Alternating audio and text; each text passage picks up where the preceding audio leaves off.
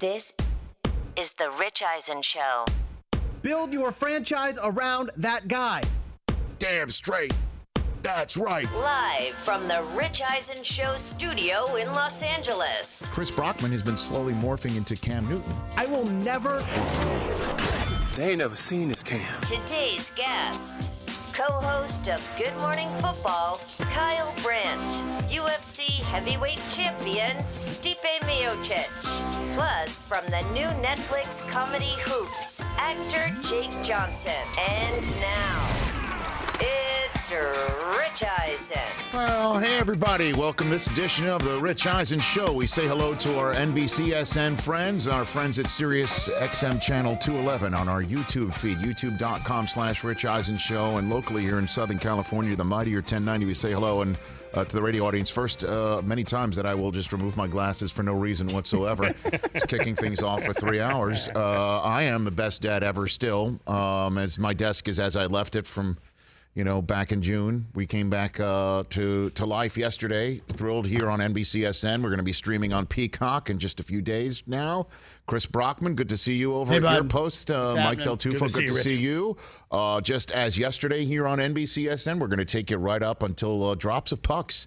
We've got NHL playoffs going down today, and hopefully it goes as well for your team as it did for Brockman's yesterday, with the Bruins coming back from a 2-goal deficit to win their National Hockey League playoff game, taking down the Canes, as we used to call them on.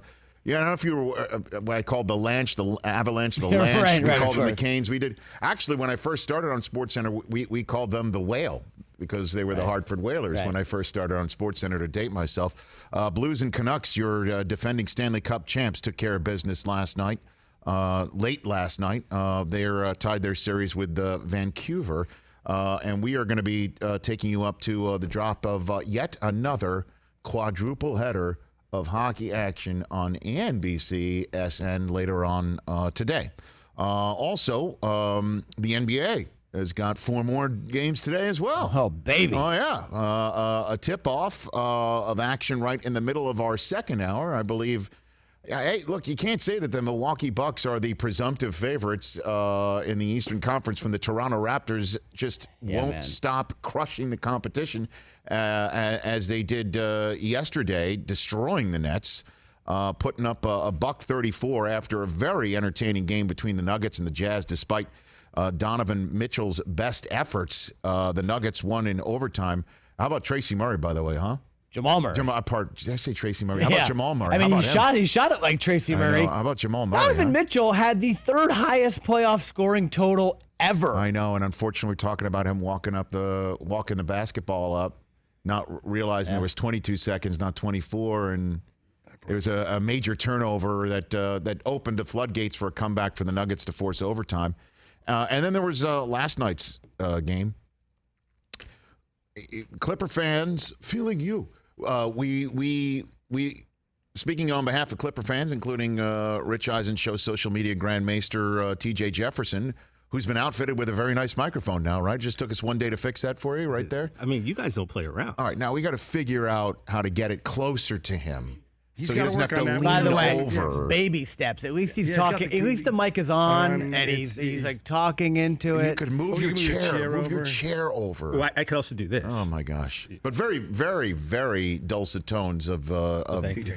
So the Clipper fan been waiting for quite some time to see Kawhi Leonard and Paul George play a playoff game for the Los Angeles Clippers.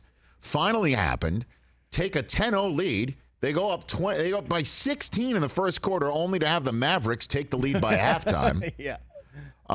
You want to talk about a first playoff game? How about first playoff game for Luka Doncic? 42 points. That's a record for NBA record. NBA record for your first. Unbelievable. That's how he comes out of the gate. Also, he left the game at one point, seemingly injured. By the way, Gordon Hayward, we got to keep an eye on his ankle. again. Doesn't seem to be nearly as serious, obviously, And it as wasn't the the last one one. that he broke, Right, correct. of course. And then Tim Hardaway Jr. picking up the slack when Kristaps Porzingis, the old unicorn, got the gate, picking up his second technical. So dumb. And,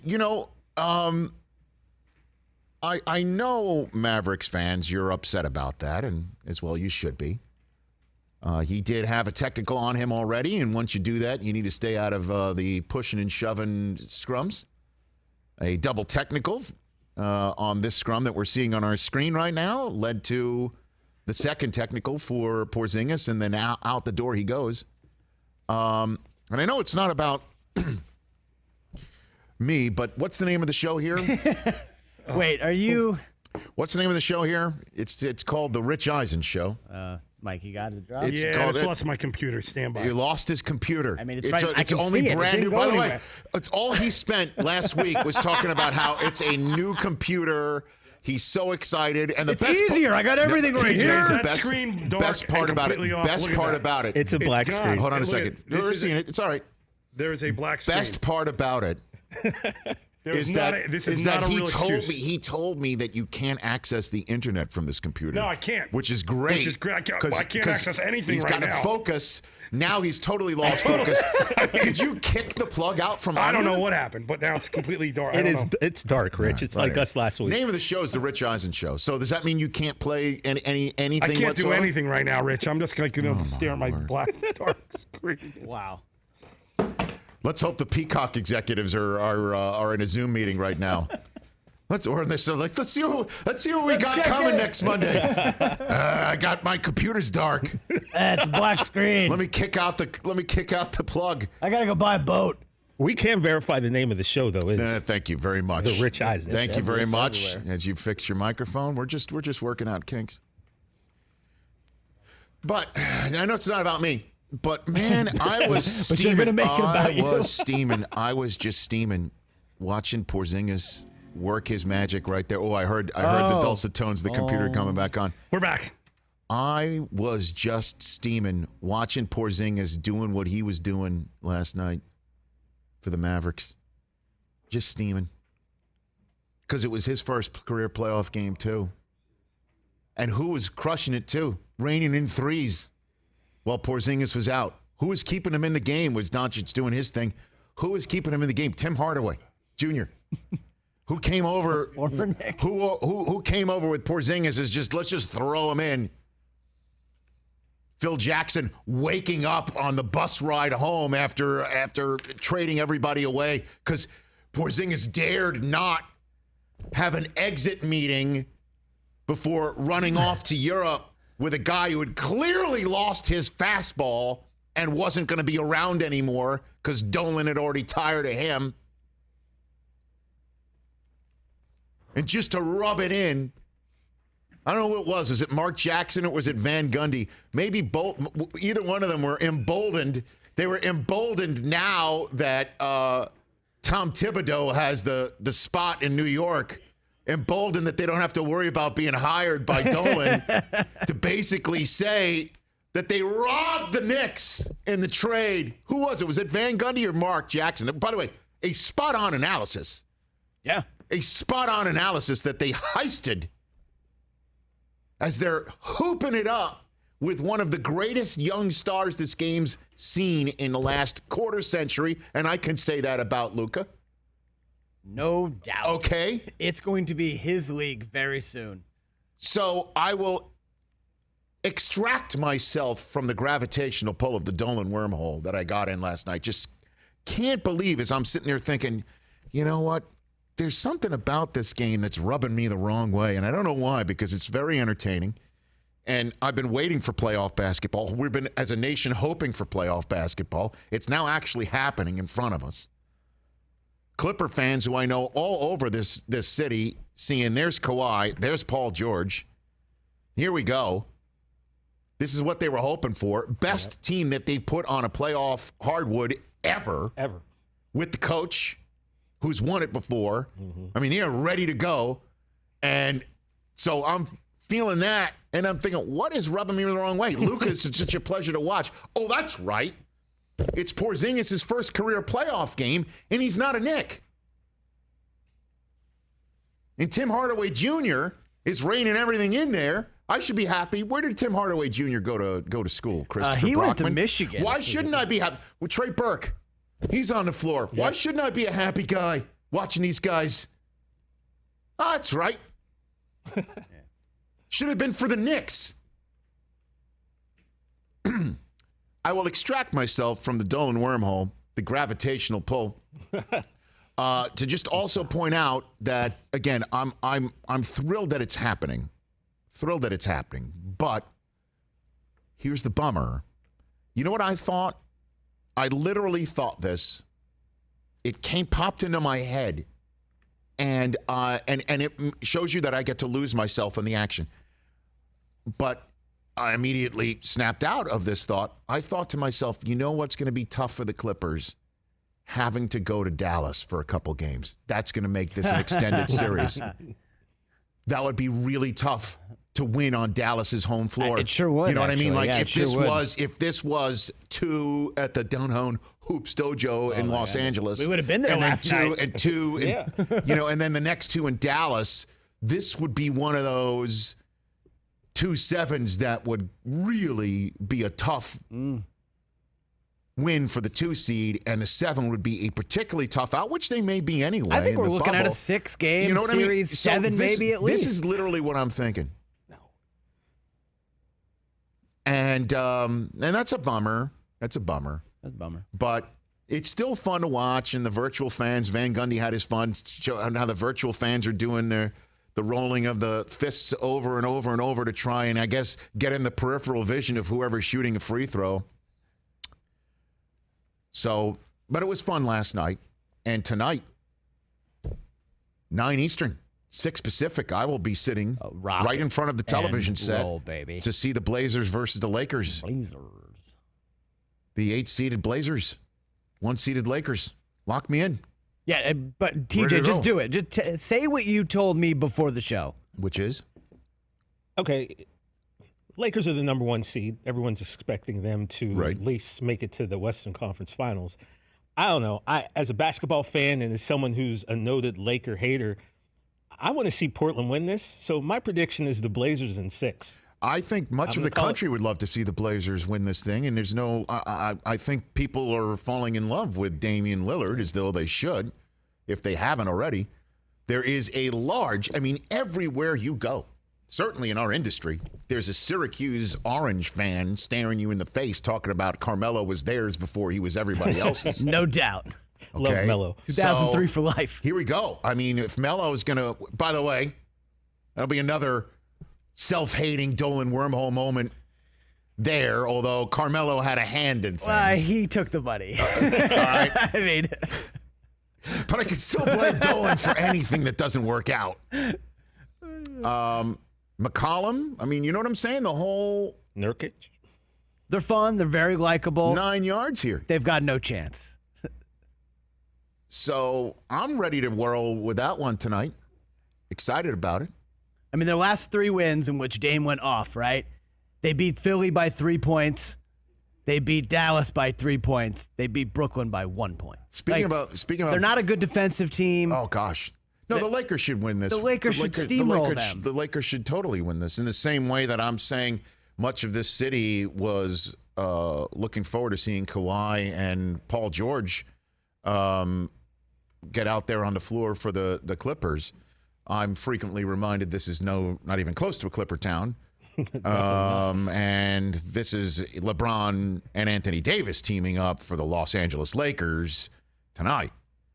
I mean, if people were driving around in Los Angeles, the car flags would be everywhere. Would be everywhere. Right? Very Laker heavy, obviously. Right? I hear O'Shea Jackson Jr. screaming his head off right now. Nice. Okay. So I can't wait for tonight. This will be genuinely exciting. Same. And, you know, it was one of those things, too, funny enough, when this whole business was happening with Porzingis, I'm like, I can't wait. Who's going to be the first person to give me the usual drill of, well, you know, when you've got one technical, you got to be careful. And tagging on Porzingis.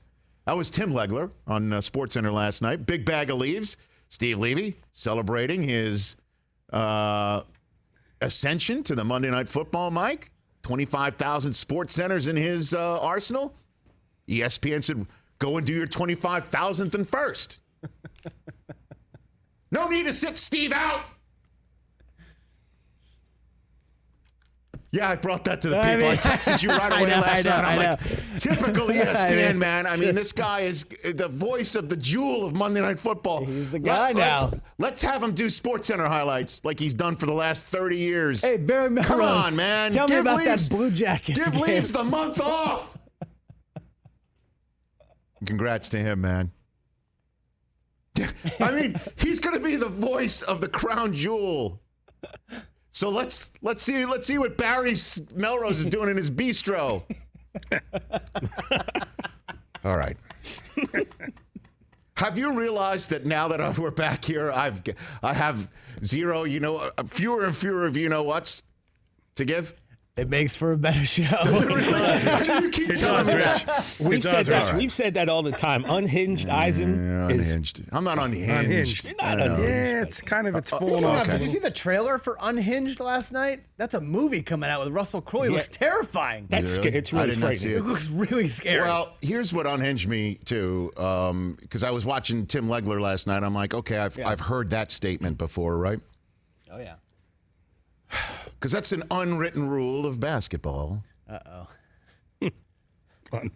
When you've got one technical, you should, Yeah, stay back. That's an unwritten rule, I guess, of any sport. If you're in danger of being ejected, don't do anything to allow yourself to get ejected.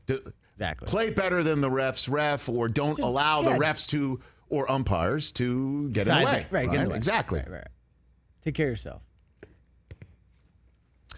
When we come back, I dig into the story of the day in Major League Baseball, which should be that Fernando Tatis Jr., who looks just like his dad. I mean, holy cow.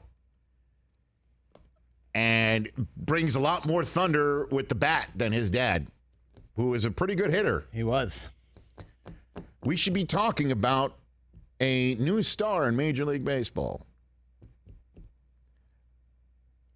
And we're talking about him for the wrong reasons. And it's got nothing to do with the kid himself. Nothing. Want to hit that? Great poll question today, too. Kind of unpacked it a little bit yesterday. We stumbled upon it. And everything's looking up because our guest list we're very excited about. Love Kyle Brandt at 1:20 Eastern Time. Kyle Brandt will be joining us from Good Morning Football. He also has got a new podcast out that made some news with Aaron Rodgers. Stipe Miocic, the heavyweight champion of the UFC world, will be joining us at the top of our third hour. And Jake Johnson from a very funny animated series called Hoops on Netflix. Mike Del Tufo's computer's working again, baby. We're back. We're on the roll. Going to break.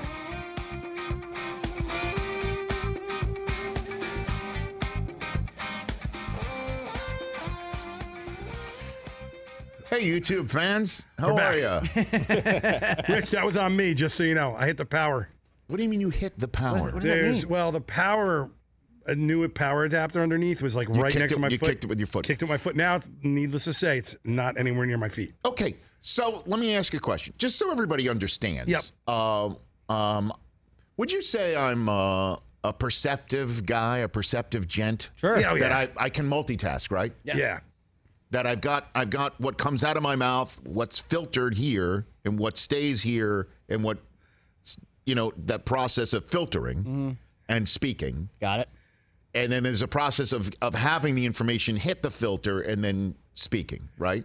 And then I'm also very attuned Only when you're off to Twitter, what I'm Rich. hearing. I'm attuned to what I'm hearing. I'm also attuned to what I'm seeing, right? Yeah. Chris, you've done this long enough with me. Long time. So if it was you kicking out a plug Yeah. that caused all this, Yeah. why were you on the phone? Oh, because I had to Were you calling someone to find the outlet? We lost feeds going out, so someone called me to check to see if everything was good. A feed going out got kicked out by you unplugging. No. A couple things went. We got kicked off radio because for you a couple minutes. For a minute, yeah. Oh, Mikey. Yeah, I mean, I'm glad it happened like the second day because now I won't. That thing's like way far away. The goal is to have it happen no days. Well, I mean, no days where we don't get how they calls have from our radio sign partners that saying, says 0 days without an event. you know what this it's is like? only one now. This is like I know I might be dating myself, but I don't care, and I know that the YouTube audience might be younger or what have you, Or that might be casting aspersions. They skew older. It's like that scene from Airplane where the guy unplugs the plug and all the lights go out as the plane's landing. The runway. So are you saying that one plug underneath that one outlet affects our entire audio broadcast? Yes. Whoa. Not really though. Not really because Sirius is a different. It's only the. So 1090. our friends at 1090 lost us today. That's who was calling me, George. Yeah. Are we fine now? We're good. Can we tape the plug in? I'm serious. So it doesn't come out? Rich, it is so far under now. I don't think if I crawled under there, I could hit it. Okay, so we're good. Yeah. So far under now. You can play sound.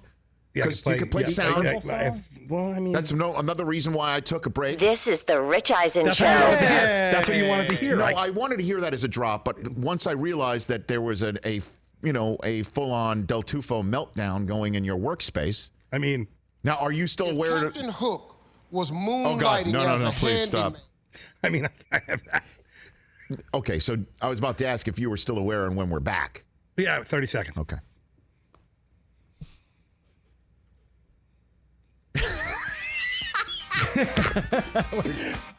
Get a moment. Don't go anywhere. Jeez.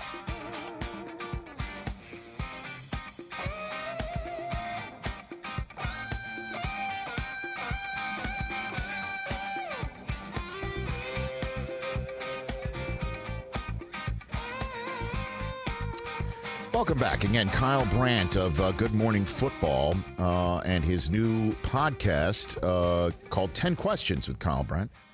Do you want to number the amount of questions that I ask Kyle, or must it all be 10 just to be on brand? I think you should limit it to 10. Okay.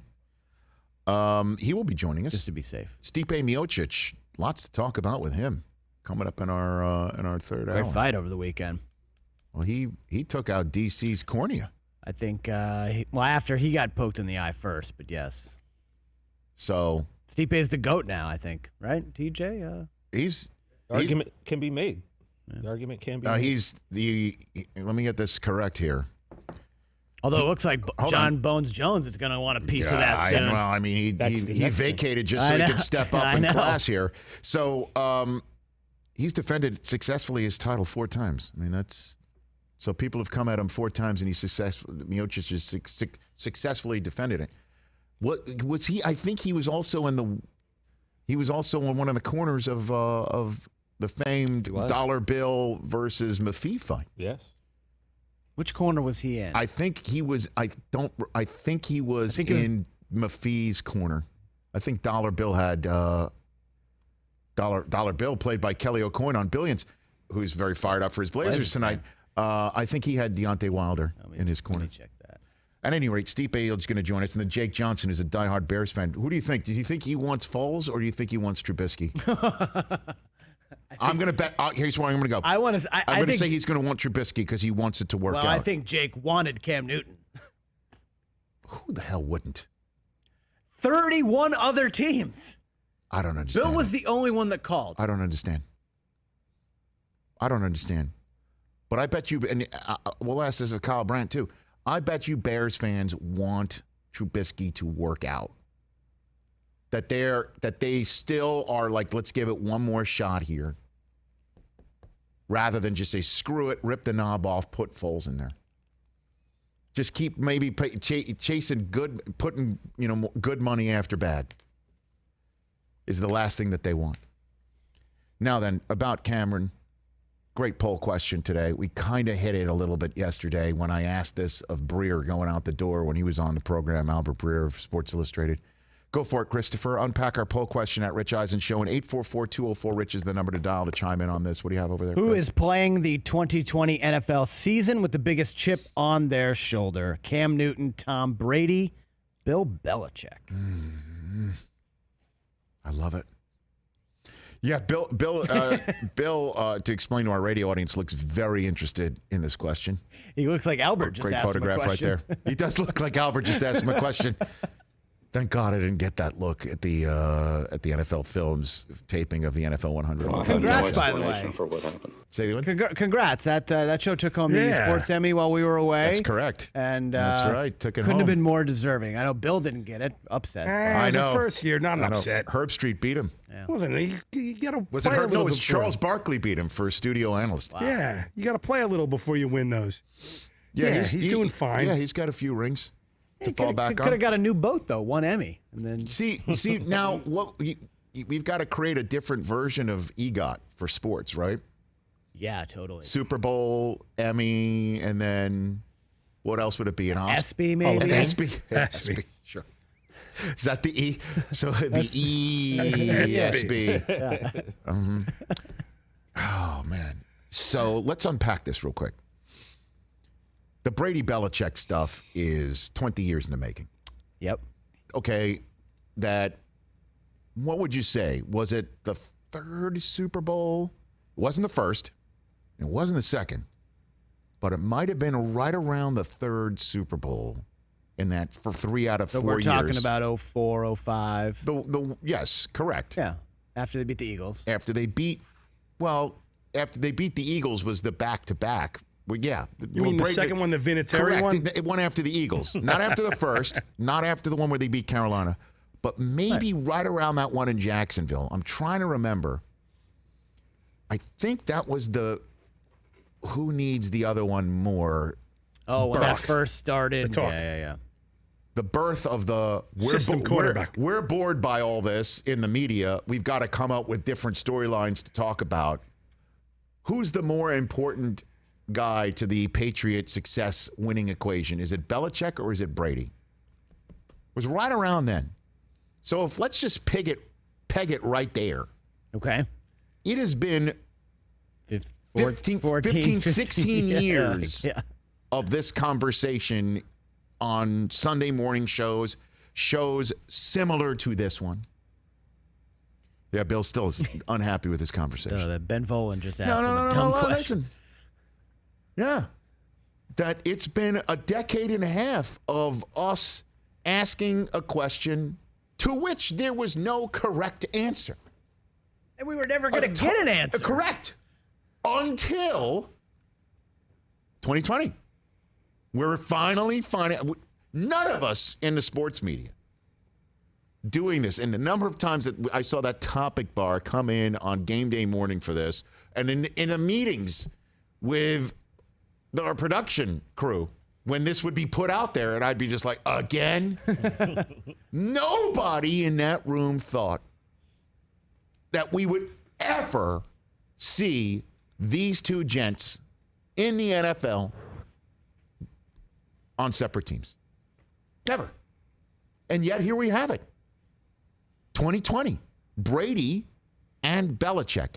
And as well, never thought, even if it was remotely possible, and we'd ask, that Brady would be on a Super Bowl ready team, right? I mean, normally these guys, when they're playing out the string, Montana did it, and Elway did it. I mean, and Peyton Manning was able to do it. But so many of the GOAT quarterbacks who are in their 40s trying to play it out, right? Usually go out to the West Coast and wear a jersey that looks weird on them, and they finish their careers in a way that we'll never remember. Brady's ready to go. And a coach who's ready to just let him go. So, this is all ready-made for Brady to show, I'm going to do it.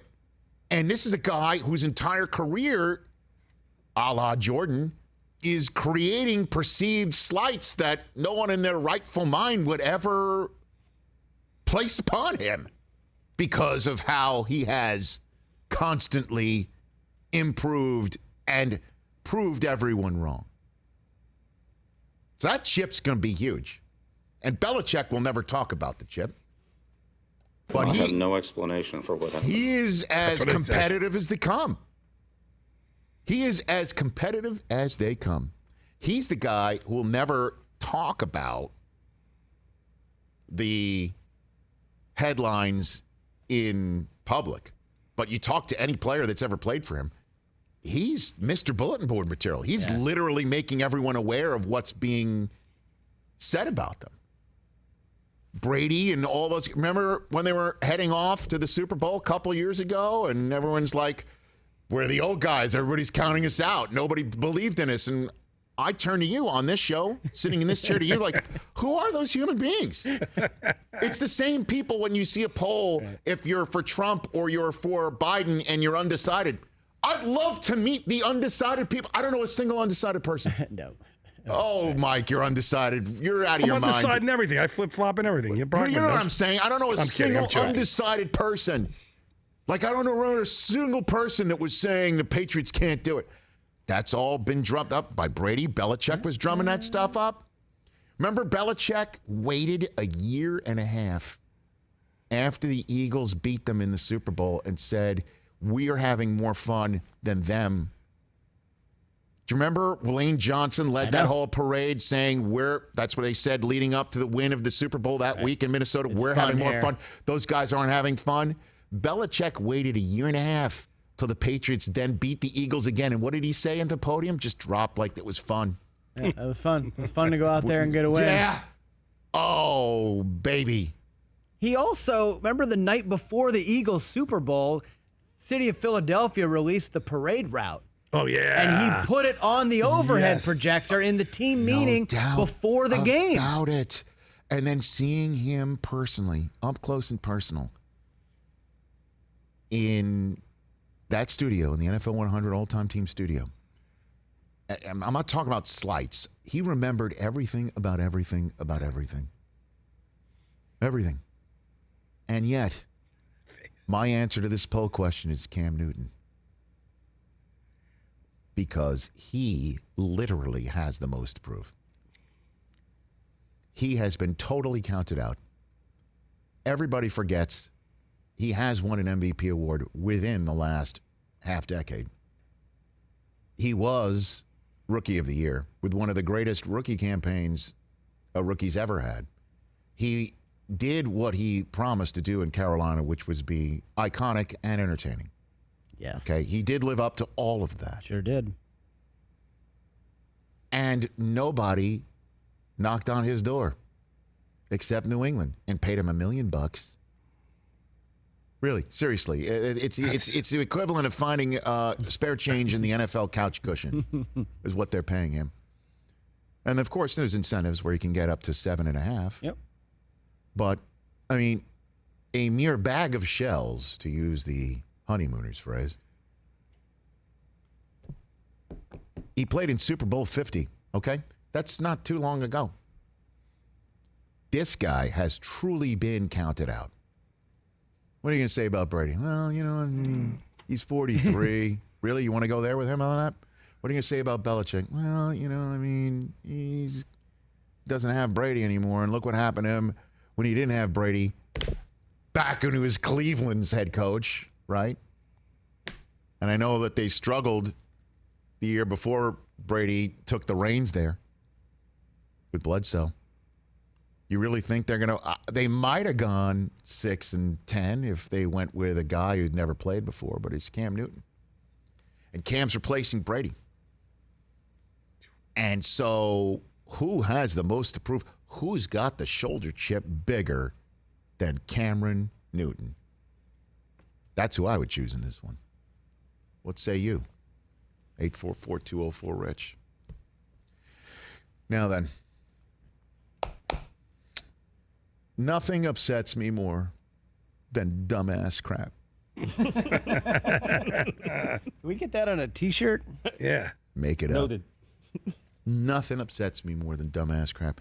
And who leads the sports world in dumbass crap than unwritten Major League Baseball rules? You shouldn't, you mustn't. How dare you? The sanctity of the game. Fernando Tatis Jr. steps to the plate. Man stands alone at the plate. Nice. It's time for what? Nice. Individual achievement. Wow. Just connecting dots. Stands alone at the plate. Up by 7. Bases full of Padres in Arlington, Texas.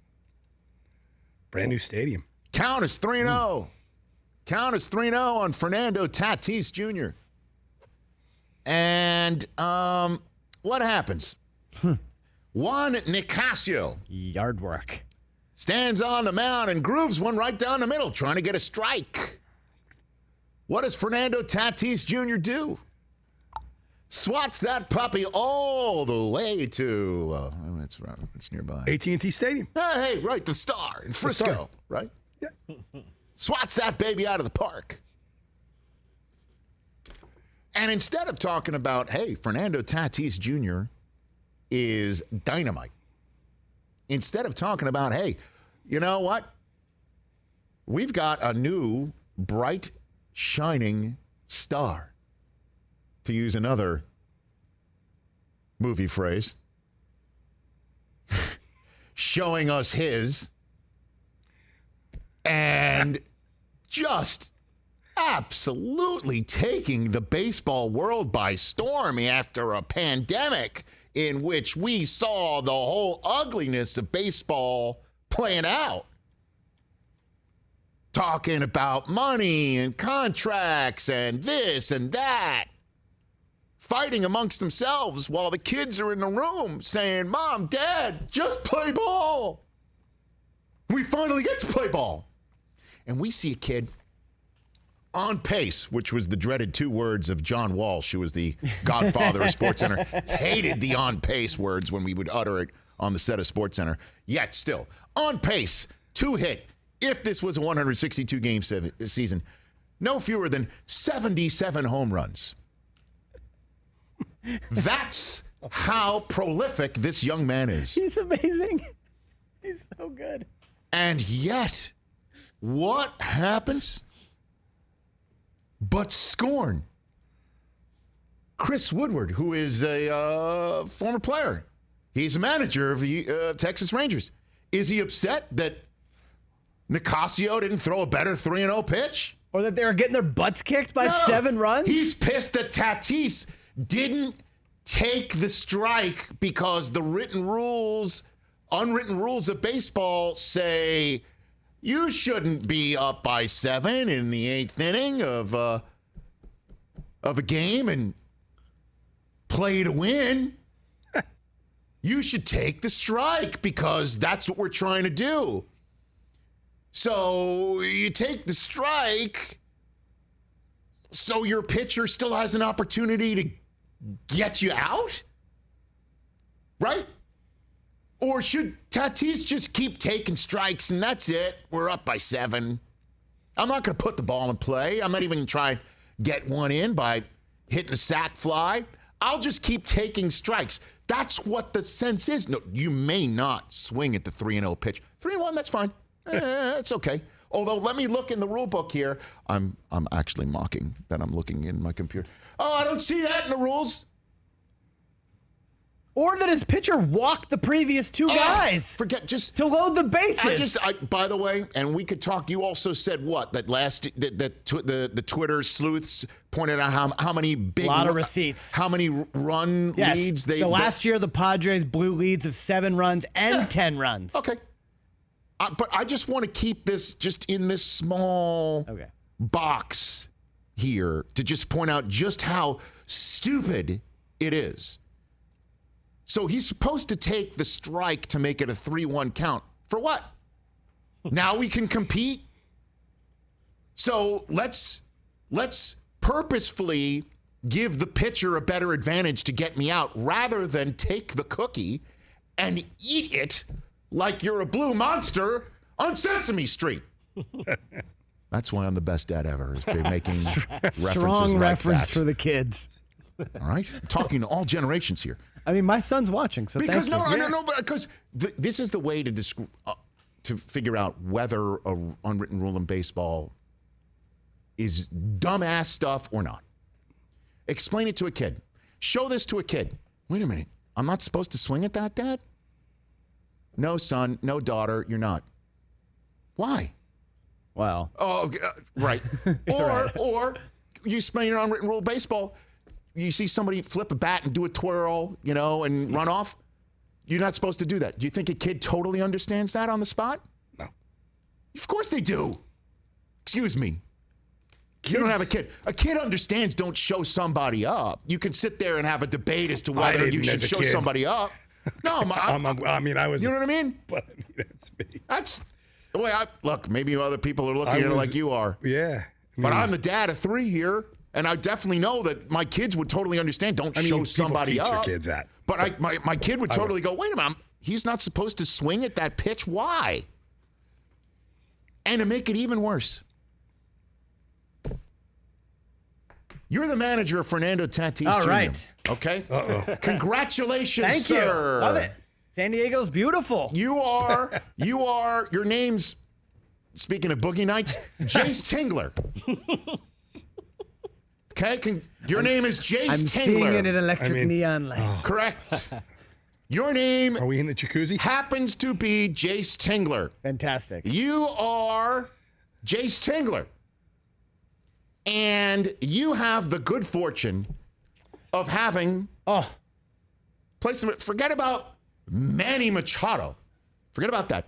You have the good fortune of also having this young talent placed in front of you. I can see my career. Do Cooperstown. you, knowing that there's already a national conversation based on the reaction of the Texas Rangers, who, by the way, threw at Machado on the next pitch to show their displeasure. Baseball. Hold on. Funny, man. You do the following. Okay. You show up and you just say, look, this kid's amazing. He's unstoppable. And we've got a ton of 3-0 green lights. And I just want this kid to keep swinging for the fences because he is just one of the most remarkable talents I've ever seen. And if you have a problem with it, I would just say, get us out. You know, we're not trying to show anybody up. We blew a bunch of leads. I'm trying to play to win. That's what we play for. We're finishing games. Do you do that? Or do sounds you great. say that sounds great. He blew past the take sign and hit it anyway, and that's not what we're trying to do around here? A or B? Well, I mean, I would choose A. Well, guess what? The real Jace Tingler chose B. Probably starts with just, picking up the sign. I think like the learning opportunity. And just so you know, a lot of our guys have green light, 3-0. But, in this game in particular, we had a little bit of a comfortable lead. And, we're not trying to, run up the score or anything like that. And so, put on the take sign and probably see a strike right there. Okay, so I'm going to do this here. What are we Hold on a doing? second. Hold on a minute. I'm going to move this here so you can see I've got on the desk. I know this might not be ticker friendly, so I'll describe it for the NBCSN audience. There's this book right here. That's my University of Michigan notebook with a very soft cover on it. Okay. I'm going to move this away. Rich banging his head on the table. Yeah. Are you kidding me? Yeah, what are we doing? Are you kidding me? You're going to point out after this kid is on pace for 77 home runs, you're going to point out to people that he didn't properly view the sign of take because you want to what? Point out to the opposing team we're not trying to disrespect you by going up 14-3 in your house? I mean, you've got to be kidding me. He's supposed to do what? Take the pitch? So it's now a 3-1 count. And then what? Now go for it, kid. Really? That makes no sense. None of it makes sense. Or is it better for Tatis to have take the pitch, then ground out, and jake it to first? Because what does it matter? It's a 7-run lead. Right. Right? Right. That's the alternative. Just run. Just give yourself out. Don't doesn't matter. Take 3 pitches down the middle because it's a right. But no. It's fine. You must take the first one. Next 2, we're competitive. Really? Why? What the hell? D.A.C. Now I'm pissed because I got to put more makeup on the top of my head. You do have that Peyton Manning I do red have mark that Peyton Manning red on the spot. forehead going on. Because I literally pounded my head. Let's take a break. 844-204-RICH, number to dial. Let's talk about it.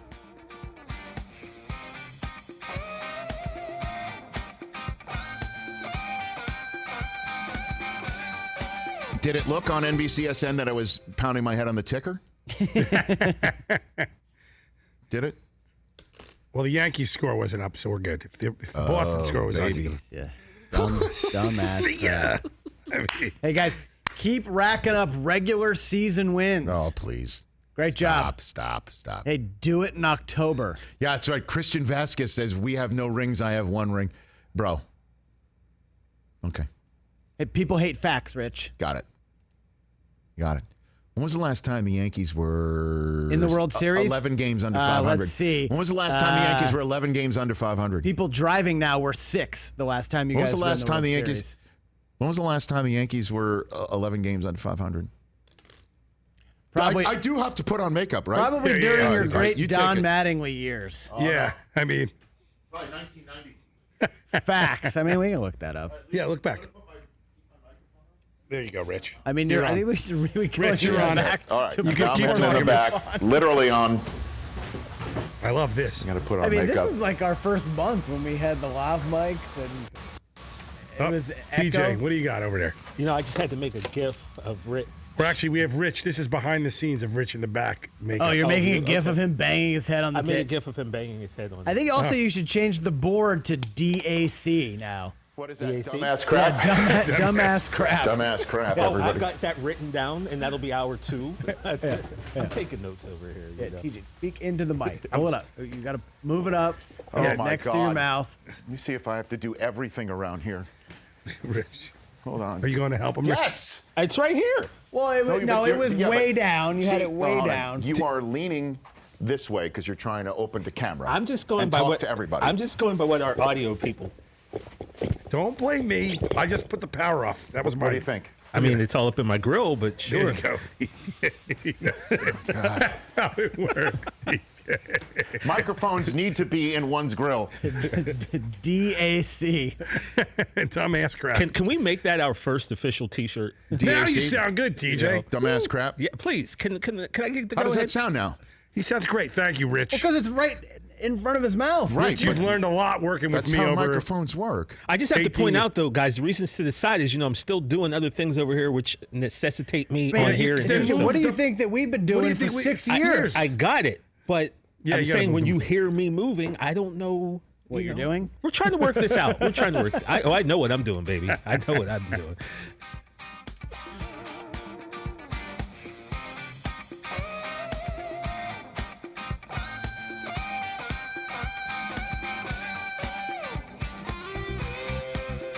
Eight four 844-204-RICH is the number to dial. Everybody's calling it right now. That's what I'm saying. All right, now I can put the best dad ever sign back where it's supposed to be. Here's Well, my make sure notebook. that's ticker safe. Yeah. That's all right. No, it's well, still he's on got the- it it's still ticker on- safe because he's up. It's on my Christian Pulisic Chelsea box. There's actually a signed jersey in this thing. I mean, that thing's worse than. Rich, you should move that down. By the Oh, way, you that's want worth the more money than it was on our last. Remember, I started the show yesterday saying what it was worth. It sure what was. happened when we left on June Yeah. 26th and when we returned. That dude's become an international superstar. I know. Okay, let's go to the phone lines here. Joe in San Diego, California. Joe, congratulations on having a kid in Fernando Tatis Jr., who is a delight to watch. Oh, and I'm so glad that you were in agreement with me and that it's just fun to watch. And this kid, God willing, he stays healthy. The next 10 years are going to be so much fun to watch, no question. Well, he is, and look, I'm not going to sit here and say that I know a lot about their manager, but I would basically say, let's talk to the kid offline about, hey, did you see the take sign before you smashed the homer or not? I mean, there's no reason to come out and sit. I mean, let's not be afraid of success here, right? I mean, let's go. This kid's amazing. Ride him. Especially if we don't have a lot of success to look back. No. Take advantage while we have a chance. I'll tell you what, man, Joe. And I'm sorry, but go, you make your point, and then I'll take the floor. No, just welcome back, boys. I missed you for 2 weeks. Thank it's you. been great. Brockman, Del Tufo, you guys are all great. Thanks, Well, I Thanks, assume you're listening to us on the Mightier 1090 there in San Diego, right there. So Of course, and then YouTube, and I already downloaded Peacock. The new app. What is it again? Forgive me. Peacock. Got that done, and so we're ready to go. I can't wait. Thanks for the call. Appreciate it, Joe. There you go. You know what? I would kill at some point in my sports, say football or basketball life. I mean, Patrick Ewing was as close as we can get for me in my lifetime. Baseball's different because, the Yankees have generationally great talents, all the time. Including now Mike Tauchman and Ford and all those guys that are beating up on the Red Sox because all their Yankee generationally talented players are hurt. Apparently Ford is Babe Ruth, according to ESPN. I don't know what to tell you, man. What a crock that graphic was. All I know is Christian Vasquez, Mr. I've got a ring. These guys don't have a ring. It's great so thing to bring up when you're getting your ass kicked. By the way, the last time the Yankees had 11 straight wins against the Red Sox, as they currently do this year, based it all in the last year. Ted Williams was in Korea. Ted Williams was in Korea. You saw that? Yeah. Yep. Ted It's Williams. so good seeing Brockman with the Red Sox. Ted Williams.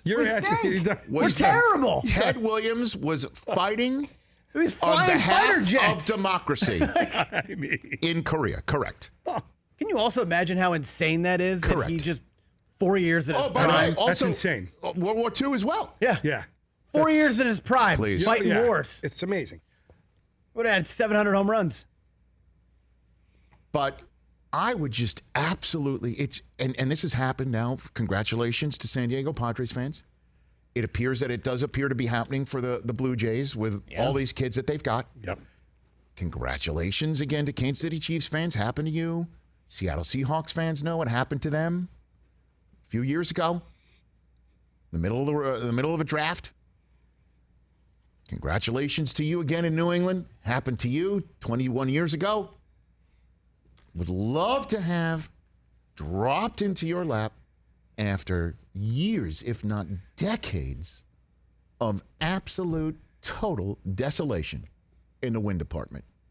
A generationally talented, wonderful talent dropped in your lap. Enjoy it. That's all I will say. It happens so rare. Enjoy it. Happened to Green Bay after Favre, right? With Aaron Rodgers. Enjoy it. Congratulations. Dolphins fans have been waiting a long time for that to happen again after Marino, right?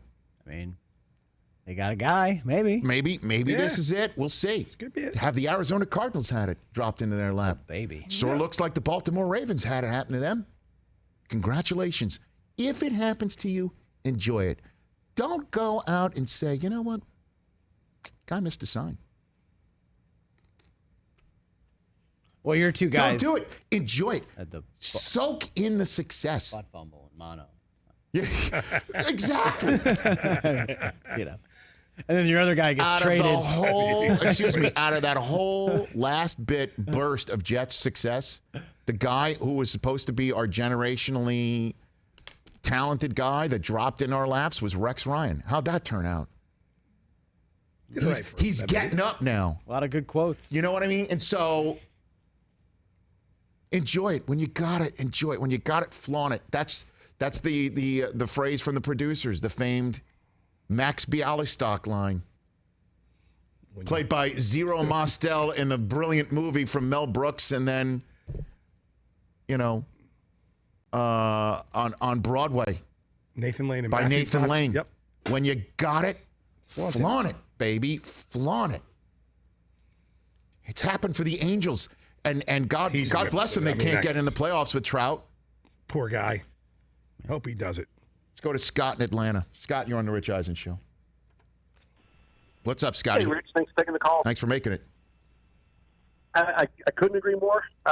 quick disagreement on Cam Newton being the biggest chip on the shoulder, though. I don't think he's got the competitive spirit to even have a chip right now. Oh, boy. Why do you say hold on a second now. Why do you say that? What do you he just doesn't strike me as the guy who really cares enough when times get tough. I think he's quick to hang his head when things go bad. You know what? He does. He has had that in his history. I appreciate the call, Scott. Thank you. I mean, what he's pointing out with the times where Steve Smith went up to him on a Thursday night, I was in the building. He had a bad Thursday night game, and Steve Smith was really in his face because his body language did stink.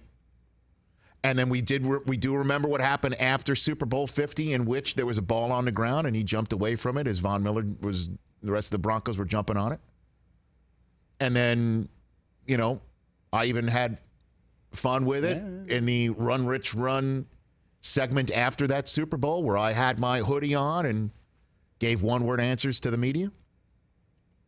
Now, he has had 2 major surgeries in the last 2 years. Hold on a second. He could have packed it in. Let me just say this, though. He's back. Hold on a second. Let me just say this. When there is a superstar in the world who is maturing in front of all of us, there are a lot of cracked eggs making the omelet. I do not believe this guy has a lack of competitive spirit at all. I think he's pissed.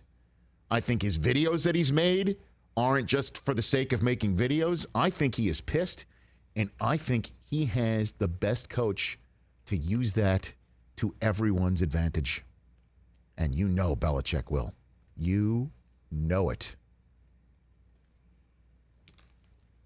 That's all I have to say on that subject, and we'll check on the poll question results. Your phone calls at 844-204-RICH. And Kyle Brandt, my colleague from NFL Network and Good Morning Football, will join us in hour number 2 here on NBCSN and the Rich Eisen Show Radio Network.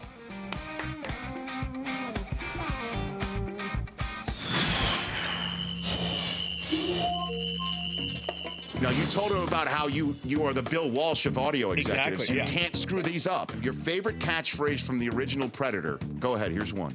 If it bleeds, we can kill it. All right, that's number 1. Here's number 2. Okay. Get to the chopper! Can't hear them at all. Okay. You can't hear them? Cannot hear them. Yes. I'm just kidding. You can't hear them. So what I'm going to do, I'm doing this blindfolded. Wait a minute. The sound. Wait a minute. Did Bill Walsh not have the volume up? Did the Bill Walsh of sound engineers not have the volume up for the segment? Oh, my God. Oh, We can boy. kill it. This does not bode well. Can you feedback? Oh, there's a method to his madness. Do you want to try one more time now? Yes. Okay, go ahead. Okay, man. If it bleeds, we can kill it. Okay, if it bleeds, we can kill it. Okay, here's the next one. Get to the chopper! Get to the chopper. And here's the other one. One ugly mother. Okay, there's that one. Okay. Start, bench, cut. All right, get to the chopper, gets cut. Because it's only an incidental line, and the only reason we remember it is because he's Austrian. If anybody else said, get to the choppers, it wouldn't have been a line. It wouldn't have been a line. It's only because he's Austrian. Cut. It's superfluous. We're going to bench your one ugly MFer. So what you're going to do is you're going to start, if it bleeds, we can kill it. Because it's a succinct line, and it's done in a very naturalistic way. If it bleeds, we can kill it. Very well done. That's just now for everybody else who comes in here on the Rich Eisen show. We're going to show them. I'm setting the bar here. We're going to show them this start, bench, cut because you have raised the bar, Keegan. Setting the bar King. right here. We're going to edit out Del Tufo messing up the audio. We're going to edit that out. Can you edit that out? No, it's too good. Perfect.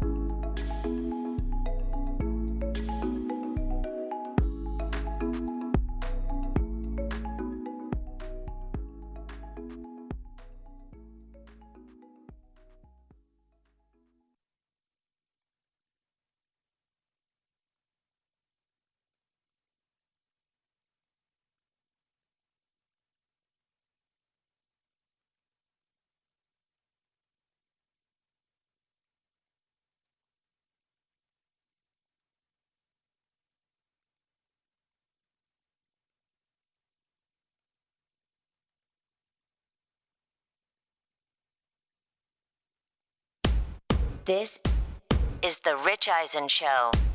Build your franchise around that guy. Damn straight. That's right. Live from the Rich Eisen Show studio in Los Angeles. Chris Brockman has been slowly morphing into Cam Newton. I will never. They ain't never seen this Cam. Today's guests. Co-host of Good Morning Football, Kyle Brandt. UFC heavyweight champion, Stipe Miocic. Plus, from the new Netflix comedy Hoops, actor Jake Johnson. And now, it's Rich Eisen.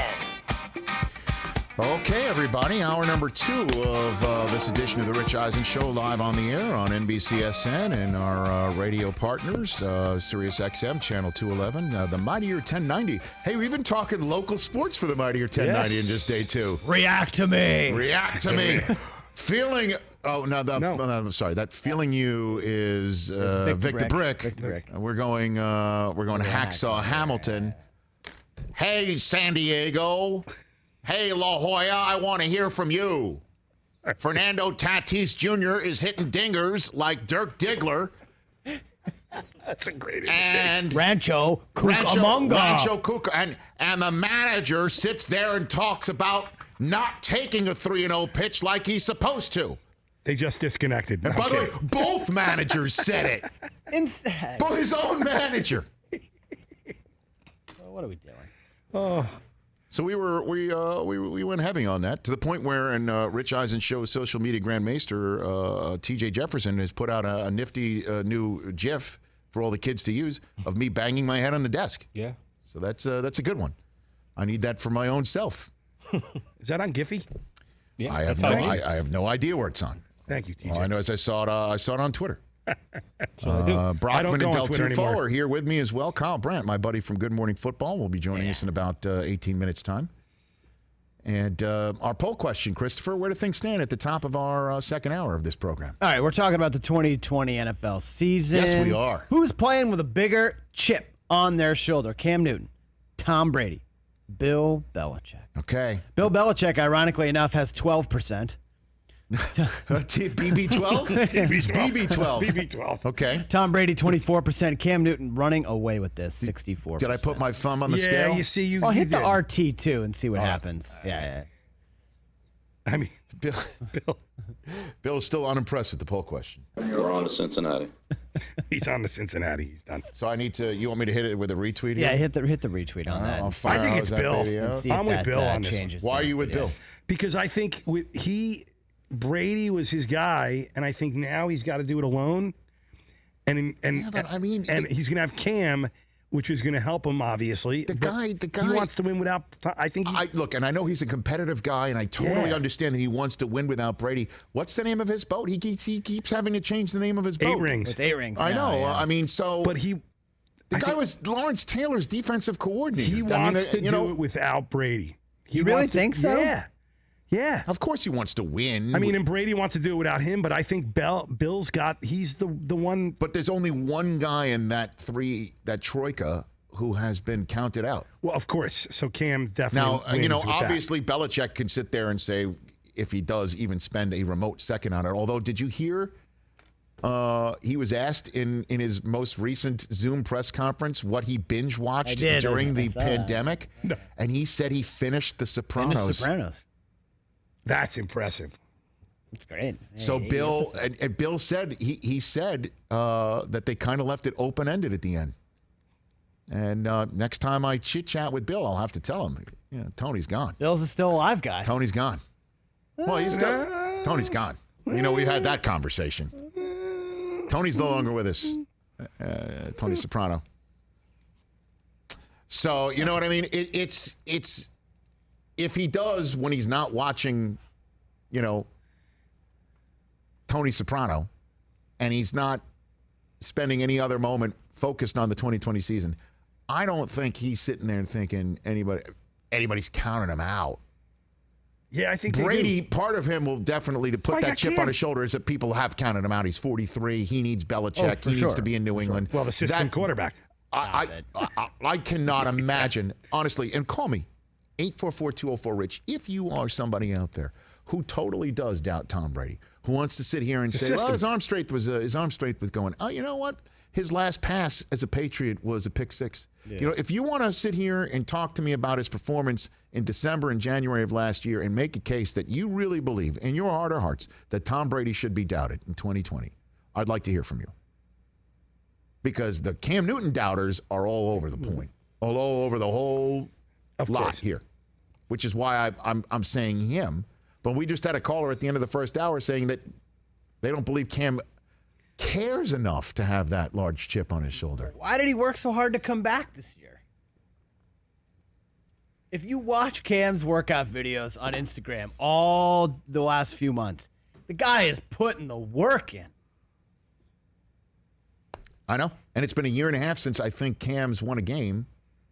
We all know. It's been a while. He had that foot. Remember he had two preseasons ago. Against the Patriots, actually. He looked great, and then he hurt his foot.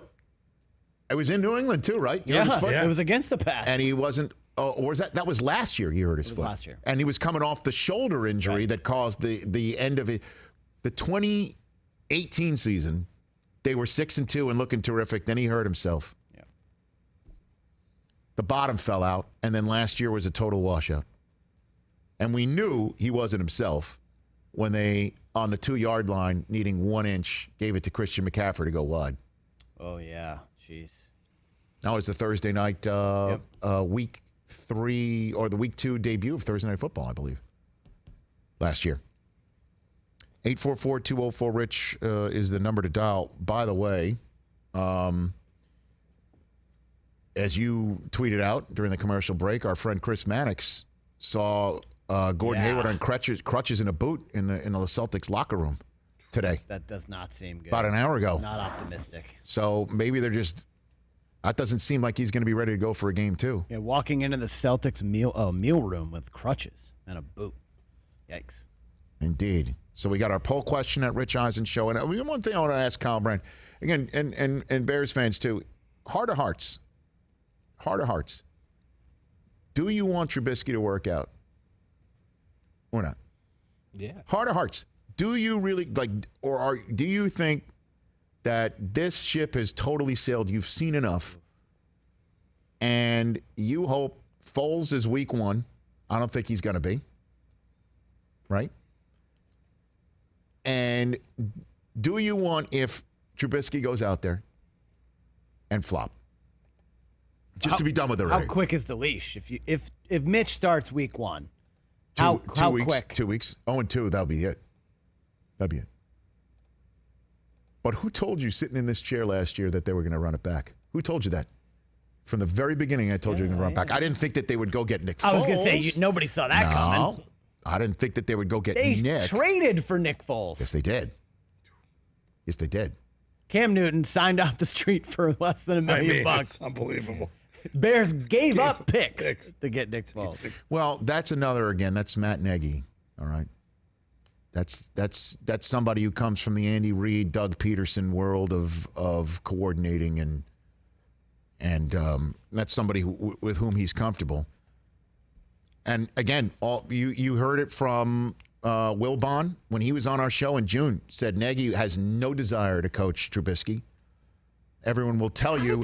Everyone will tell you that when they were evaluating quarterbacks for that draft in Kansas City, they had their man. Clearly, they had their man when they traded up and chose Mahomes over Watson. Yeah, who, by the way, we're waiting on trade up. We thought was going to be Watson. I was sitting there in Philadelphia. Here we go. It's Mahomes, not Watson. Okay. Mitch Trubisky is a year removed. He made the Pro Bowl in 2018. First year with Nagy was just like the first year of McVay with Goff, and you're thinking, okay, you got the coach and the quarterback, or the coach who can unlock the quarterback that was chosen at the top of the draft in a way that the previous coach, who has a defensive pedigree. Yeah, I'm comparing John Fox and Jeff Fisher, but everybody thought like that's what was going to happen. Then last year was a total unmitigated disaster. I'm wondering, does a Bears fan really want Trubisky to succeed? Just to make it work out. And then Jake Johnson, the actor, is going to do that. Another Bears fan. Two of the biggest Bears fans we know coming on today. And another thing to talk about with Kyle Brandt is today on Good Morning Football, he equated the Dallas Cowboys to an interesting television/pop culture show that was really kind of off the beaten path. We'll hit him on that in a moment. Let's go back to the phone lines here on the Rich Eisen Show. Let's go to our friend Ben in Mississippi. He's been hanging on for as long as he was first in, first up, usually, but we went down the Tatis wormhole. What's up, Ben? Rich, it's been a long time. It has been. I'm pleased to be chatting with you again, sir. So I have a bigger grievance, and I do, but before I even get started on that, make a better pitch. It's 3-0. Make a better pitch. And, but that's besides the point. So my grievance is back in New York right now, and it's with my new head coach of my New York Football Giants. So you may have seen the story about how he has players and coaches running laps for their mistakes. And it seems like something that's very minuscule. But my issue is, as you know, being the redheaded stepchild of New York with your New York Jets, no offense, if this does not work, how quickly, you being from New York, how quickly New Yorkers can turn on you. Am I overreaching with this? Yeah, I'm not ready to go down the. I think you're to use the Giants for. I don't think Joe Judge is going to turn into Ray Handley if that's what you're going with right there. You know what I mean? Like it's not like he's supplanting a legend like Handley did back in the day. Judge comes from. Let's put it this way: he does not seem to have what the coaches who, and in this first blush, I mean, I've met him briefly and I've seen his press conferences. He doesn't seem to have what normally tears a Belichick assistant elsewhere asunder, where he comes in thinking that I already have won 6 rings, and my way is the only way. He just doesn't seem to have that sort of arrogance to him that, say, McDaniels did when he went to Denver.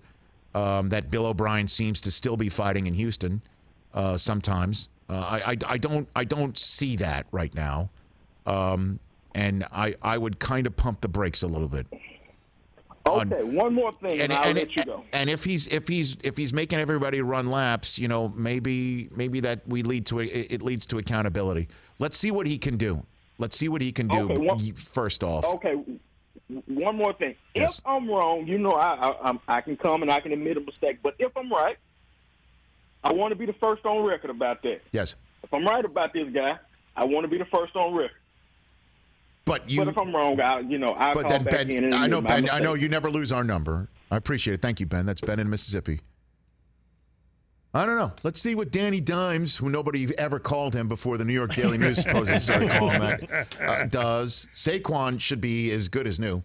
Should be. The line, I think they've improved. We'll see what happens with the G-Men. And I met Joe Judge at the combine. I kind of got a good vibe off of. Okay. Yeah. His draft room. Better. Well, that's right. And then, His draft room was. And we'll see what Gettleman did not. Gettleman. That's Gettleman. When Gettleman drafted, That was Gettleman. When Gettleman drafted, he didn't have any of the Cliff Kingsbury fire. No. He did not have. He didn't have a Bond villain lair. He didn't have. No. He didn't have the Vrabel Blue Man Group circus. He didn't have it. That's pretty funny. That's it. That's the name. All he had was a laptop from Back to the Future and a mouse. And that big book. And a big binder. A lot of Purell. And a painting in the back of Charlotte. Of Charlotte. Yeah. That's all he had. Fable's British Group Circus. That's all he had. There it is. Oh, well done. I knew it was somewhere. There it is. Oh, pardon me. There's the Purell on the old Aveeno. Oh, yeah, the lotion. Aveeno. Yeah, the lotion. Lotion. The one thing you cannot do when you have a binder and one computer plugged into one outlet. I was just going to say, he could have a problem there. The last thing you want is handshake. You can't have it. You Dry can't skin. have it. Can't do it. Could you imagine? Can't have dry skin. Could you imagine you're on the clock and all of a sudden you feel that sort of flaky feeling on your hand? Maybe that's how Daniel Jones got drafted 2 years ago. A Post-it note absolutely has the password for the computer on it. Which is just 1, 2, 3, 4, 5. No. He doesn't have to write that down. New York pizza. No, come on. New York pizza. Famous original Rays. There you go. Famous Rays. Famous Rays. Pelham 1, 2, 3. Rich. Yes, sir. TJ. If I could bring something up, we were speaking about Cam earlier. Yes. And Brockman and I, over the break, we talked about it. Yesterday, you brought up things that you wish we would have been on air. Yes.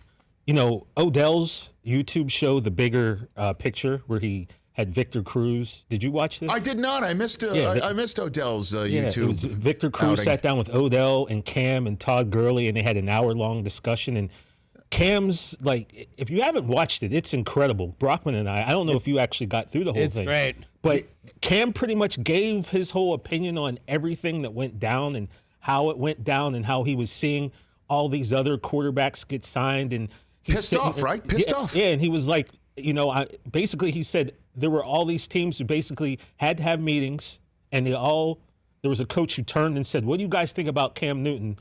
And everyone in the room had to have gone, "Nah." And I think he really took that to heart. And I'm telling you, honestly, Matt Rule's like, yeah, we don't need you here anymore. And that's something that he's going to have to own. When he came on the show, we talked about that. That's it. I think Teddy Bridgewater is going to work out there. Teddy H2O will work out there, and that you're a new coach in a spot like it's McCaffrey's team now. I mean, everybody's gone. Kuechly's retired. Greg Olson's up there in Seattle before he puts a microphone on for Fox, and Del Tufo kicks the plug out of the computer for him. Oh, Mike. Seriously, not gonna live Greg this down, Olson Mike. at Fox, Big Fox, Small Fox, Baby Fox, Big Fox gets Emmy Award. Mike, I get kick the plug out. Mike, what's going on? Shams just said Gordon Hayward out 4 weeks. Oh, dude, that's yikes. hate to see that. Grade 3 ankle sprain. Rehabbing in the bubble is got to be the worst possible bubble. Was that a bare naked lady Rehabbing song? in the bubble was no. Wasn't that the Go-Go's? Rehabbing in the bubble does sound more like Katrina and the Waves. I don't know. I honestly don't know. We should ask that of Kyle Brandt. He's got more of a pop culture Rolodex at his fingertips. The co-host of Good Morning Football on his new podcast, 10 Questions with Kyle Brandt, when we come back on The Rich Eisen Show. Stay on hold. If you're on hold, we'll take your calls after.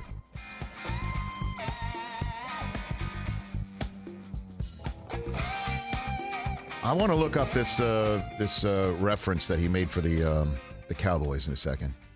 But so what's the name of that YouTube show again that you were talking about? The Bigger Picture. It's on Odell Beckham's YouTube. Yeah, on Odell's channel. So it's kind of like his version of the barbershop? In a way? Don't know if... they're kind of sitting around a table. It's a little more... This one, I don't know if every episode is like this. I think this was a special thing where they got those 4 together. Okay. And, but it was really good. It was really cool, yeah. All right. Cam was dressed like me yesterday in it. There you go. It wasn't a TV show. I'm curious to know. I have not heard this. It's not a TV show. That's what it was. Are the Cowboys... Should I say it here, or do you want to wait till later on? Yeah, I haven't seen it, so we can wait. All right. Or are you going to do it I when don't you understand intro? it. I mean, is he being disrespectful? Are they the Long Island iced tea of the NFL? I don't know what that means. Long Island iced tea, not a popular. Long Island iced tea. It sounds good. It sounds good in theory. I think. Long Island iced tea's got like. Can you look that up? Can you look up what's in there? It's literally it's like everything. An entire cocktail. Yeah. It's got like 9 different. It's got a lot of stuff in there. After one, you're pretty much. And it tastes good. It's sweet, right? Long Island iced tea. All right, triple sec, vodka, rum, gin, and tequila. Yeah, you're getting one of those. You're done. Tequila for me, by the way, is a night ender. No dice. You can't taste any of the tequila in those. That's what makes them deadly. Don't want it. Keep me away. No tequila. You taste none of it. It doesn't matter if you taste it or not. For whatever reason, tequila it's just that wraps it up, brings the curtain down. Long Island iced tea is like one of those drinks where it's made right. Oof. Yeah. I am not. So where is Kyle going with this? Is it just that there's a bunch of like cool ingredients, but mixed together, it's not great? I don't know. Oh, I like that. Let's put it this way. I don't think it's a positive. No, definitely not. No. I don't think it's a positive. And Aaron Rodgers was drinking bourbon, I think, the night of the draft. If he said it was a fireball, four fingers. Probably a four-finger situation for Aaron Rodgers. All right. So is Kyle calling us? Do we call him? How do we work in this here? Stand by. He's calling us. Okay. Let's get him on the horn then. I think I might have put my thumb on the scale for this. The Cam. The poll? Yes. Yeah. Oh, yeah. Is it over 64? But it is Cam, though. I mean, but Bill really has to win without Brady. Oh, there's Kyle. Mm-hmm. Oh, yeah. Cam's at 65%. All right. That makes sense. Oh, Steve Harvey is trending. Why? Tell me it's got to do with Bruce Smith. Oh, Kanye West just tweeted about him. Oh, okay. Very good. Thank you so much.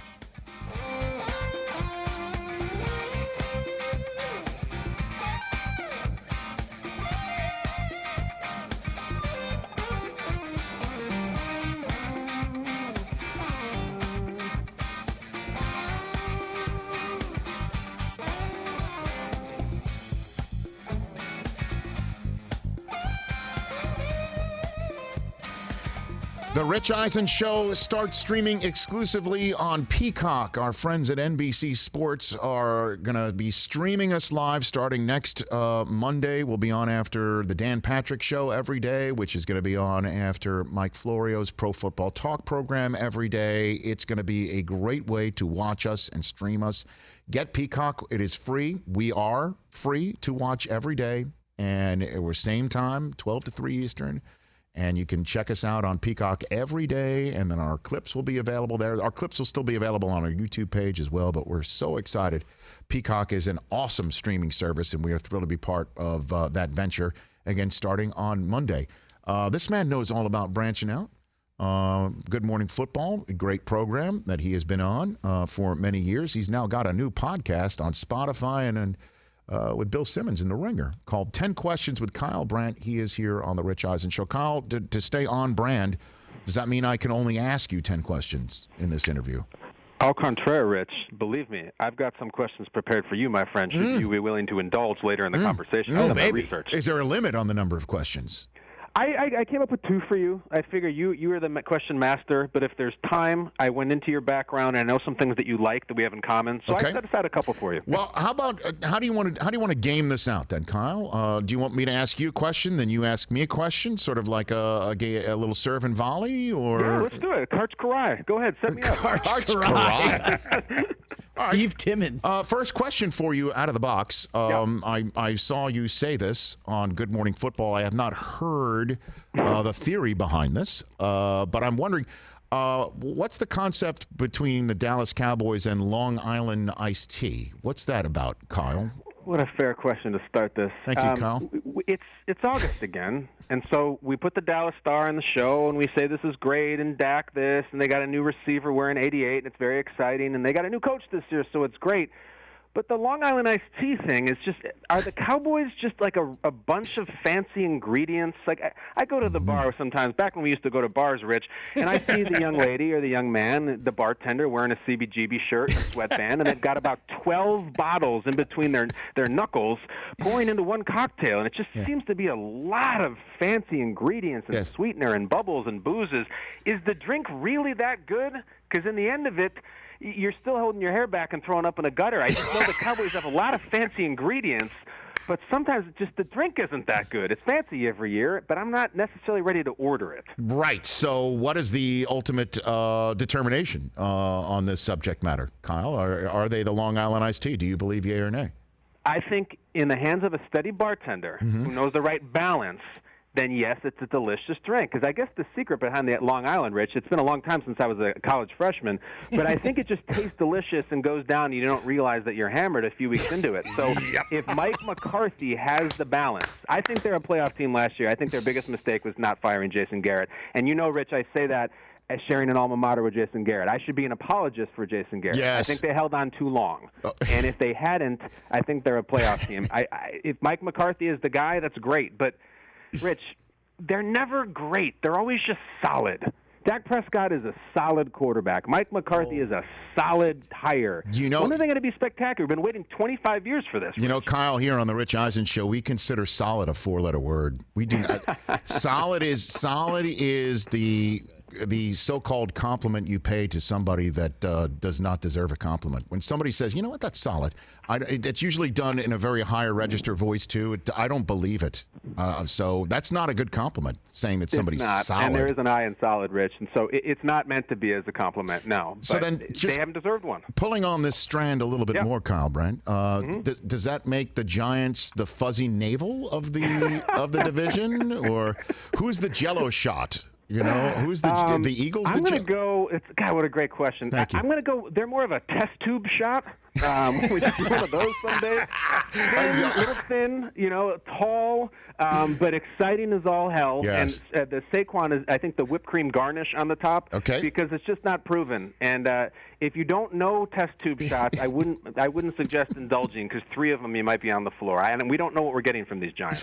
Okay, very good. Kyle Brandt here on the Rich Eisen Show, again from Good Morning Football, and also 10 Questions with Kyle Brandt on the Ringer and Spotify, where all podcasts can be gotten from that label. All right, your turn now. What do you have for me? So the way it works, Rich, is it's trivia-based. So you have on Aaron Rodgers. Aaron Rodgers loves Lord of the Rings. You ask him a trivia question about Lord of the Rings. Yes. He has a few laughs. And then we talk about, well, Aaron, what do you think about people who think that you don't have enough rings and that you've underachieved with one? And you get to the substance. So for you, Rich, I'm going to give you 2 categories you can choose from. Would you like a trivia question from 80s films or from comic books? I'm going to go 80s films. That's probably a little bit more up my alley than the old comic books. Myself as well. Here's your question, Rich Eisen. Here's of your 2 questions. Yes. In the 1984 film Red Dawn, the high school students who battle Soviet troops go by what mascot name? Easy. Can I phone a friend? Yeah, call me, Rich. Go ahead. Call me. But Del Tufo and T.J. Jefferson have raised their hands. 100%. We both have it. Could it be Wolverine? Oh, that is correct. Thank you so much. Rich Eisen gets it. Ding, ding, ding. And Rich, I would branch to this as my follow. Yes. Do you have an all-time favorite Michigan Wolverine? Oh, man. And you can't say Bo Schembechler. I know you love Bo, but I need a player. All-time favorite Michigan Wolverine. This is problematic for me because if I say Desmond, then Charles Woodson will be very pissed. Exactly. And vice versa. Or C-Web. Yeah, but I mean, I went football. I mean, I just started thinking football. Just say Charles. But Desmond gave me so much joy. Desmond was first. Desmond was the end of my senior year. He was beginning to start shining, and then Desmond won the Heisman, man. Desmond was the first time since Mark Harmon's dad won the Heisman. So does Seawood. You know, and Charles just sent me some great wine, some great wine. You want to keep getting free wine? I know that. Charles Woodson is my favorite Michigan Wolverine of all time. Is that a winning answer at the very least? It's a great answer because, Rich, I haven't spent a dinner with you. I know there's anything you love as much as Michigan. It is wine. So those 2 go together. All right, here's my next question for you, Kyle Brandt. Great interview. By the way, great. I appreciate those questions. And the thing I appreciate about your questions especially is you were self-promotional in it. You made that, even though they're questions about me, you made it a little bit about you and your podcast and your guest in Aaron Rodgers. Did you know Aaron was going to come full headset, virtual background of what looked like some sort of cult, some sort of like comet cult? Did you know Aaron was going to come correct like that in your podcast? Who was that crazy guy who wrote on the comet through the cult? I don't know, the Hellbop comic guy. I don't remember his name, but it was an interesting choice by Aaron, you know? There was a moment, Rich, where before we started, he said, would you like me to get rid of the Starry Night behind me? And I said, you know what? I'm liking it, Aaron. Just go with it. It's different. And I think he was happy with the answer. So make the guest comfortable. Yes. I didn't know he was going to come with the space background, nor did I know he was going to sit down with what appeared to be a bucket of Scotch whiskey that he would pull from throughout the interview. Did he really? No kidding. Unbelievable. Now, this was on a Friday night, and when I say night, I'm talking it was 8 or 9 o'clock at night. That's just when he could do it, and it's a Zoom thing, so you just flip open the computer and you do it. Right. He sits down with scotch. He said, "What do you got for me?" And he just started pulling. Rich, we talked for nearly 2 hours. No kidding. And, he was getting his chops busted a couple of years back because he supposedly couldn't chug a beer. Mm-hmm. Well, let me tell you, he can put back the scotch because he drank the entire time and still completely had all his faculties. I've never seen a display like it, but it was like, I know you've talked to him before, and in fact, watching some of your interviews is how I prepared for it in part. It's one of these things, Rich, where you get a great name, and he's in a great place, and he's got nowhere to go, and you got a whale on the line, and you just keep asking questions, and he just kept drinking, and it was awesome. Yeah, but it's only 10. You couldn't go further than 10. You see that? Well, I don't mean have is the backbone is the 10. You have 10 trivia questions, but you can ask innumerable follow-ups. That's easy. I There's gotcha. 10 trivia, and then I could ask whatever we want. So we stretched that thing forever, and I think he'd finished 3/4 of a bottle. Incredible. Kyle, I got to be honest with you. Yeah. I know Aaron got a ton of crap because Bakhtiari was slamming beers and he couldn't, Yeah. and then it's on the jumbotron, and then Trubisky pounded a beer later on, and then at a ball game, and then Matthew Stafford with his wife, and so all the other NFC North quarterbacks were basically showing off. I mean, Kirk Cousins was probably having milk anyway, but when it all comes down to it, though, I saw a scotch drinker. I saw a liquor man. Yeah. When he was that, I can't really pound a beer either. I sip what I drink. I can't pound a beer. So I felt a kinship with Aaron right there. I did too. He drank the whiskey like Daniel Plainview, and There Will Be Blood, like a gentleman, and in excess, and he retained his composure. And I remember when all that beer pounding was going on, they went to him and said, "Yeah, everyone else is doing it well, and they're making fun of you. All these other quarterbacks can do it." And Aaron said, "Well, it's nice for them that they finally found something that they're better at than I am, so that's good for them." So it was cold-blooded, Rodgers.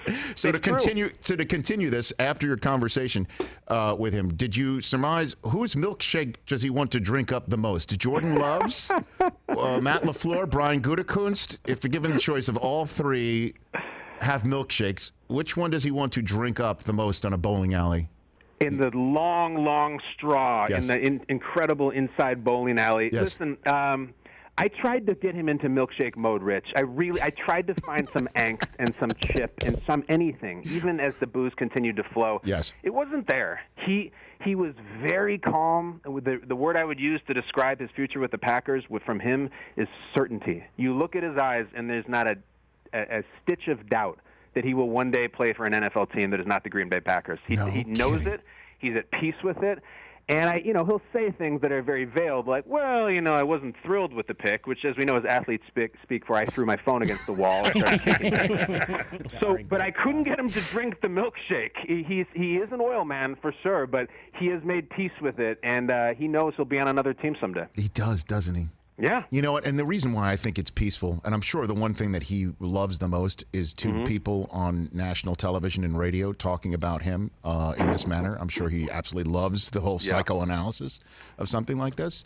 The reason why he's calm is he knows he's Aaron friggin' Rodgers. I know. And he is, I think the milkshake he's going to drink up might be the NFC North, if not more. I mean, the guy was 1 inch of Sunday Night Football turf in Seattle away from being the 1 seed in last year's playoffs, by the way. And if Raheem Mostert wasn't still hitting his head on the goalpost right now, he might have been in the Super Bowl last year. I think he was, and that's what makes the draft pick all the more fascinating. I think if there's any milkshake he's trying to drink up, if there's any competition, he talked about Mahomes and Lamar.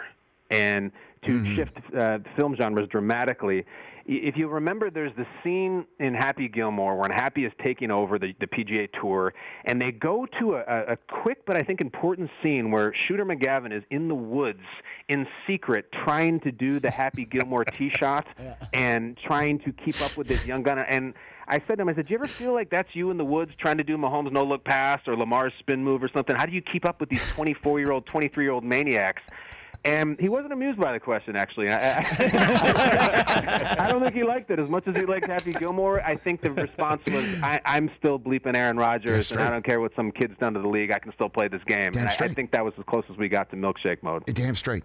And it again, in the whole symmetry of how his career began and how it appears to be happening to him now is something that we all, obviously in the media, when we were staring at the four walls, wondering if there's going to be a season, was a very juicy story. There's no other way to put it, and I can't wait to see the 2020 season work out on that front. Who's your next guest? Who else you got in the hopper here for your tomorrow? pod? We got the Honey Badger, Tyrann Mathieu comes Love that on, guy. and had all kinds of stuff about. There was a point, Rich, in his life where he couldn't distinguish between who was Tyrann Mathieu and who was the Honey Badger. He thought he was a superhero who had unlimited powers, and Les Miles wept as he cut him from the LSU football team. And he gets into all that stuff. Paul Rudd's coming on. And, Rich, you haven't lived until you've heard Kirk Cousins on this show talk about when he tried to hire Creed to play a private birthday party when he turned 30 years old, and it was just too expensive for him. He couldn't do it. So that's the kind of stories we got coming. So, hold on a second. He doesn't have that problem now. Yeah. How old is Kirk Cousins now? This is after the big money. We got into it, and he said, my high school friends and I love Creed, and I looked into it to try to have them come to play my 30th birthday. I think he's maybe 31 now, 32. Right. And I said, Kirk, how much could it have been? Like, respectfully, you make a lot of money. You can't get Scott Stapp to show up and strum a few chords, the eyes wide open. Right. And he just said, well, maybe for my 40th. I don't know, man. But he went into this whole story about he loves them so much. He wanted to pay him, but it's just too expensive, which could not be more Kirk Cousins. This is a guy who still goes to the chain restaurant and uses a gift card, and he has a $100 million contract. It's the best.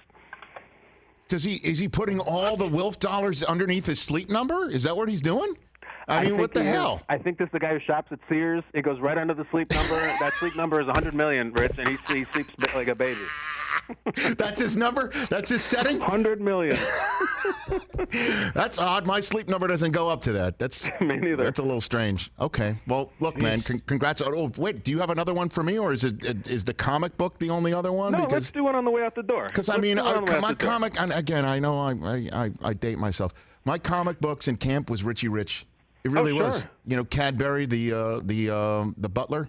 That's what I read in Camp Locanda and Trails End Camp more than anything else. But go for it. I don't know Cadbury. I know the eggs with the marshmallows. That is true. Yes, those are all those. And before we get to Peeps, what's your question? All right, Rich, your category here is Major League Baseball. Oh, okay. I'm a big fan. There are 4 members, Rich, of baseball's 40-40 club.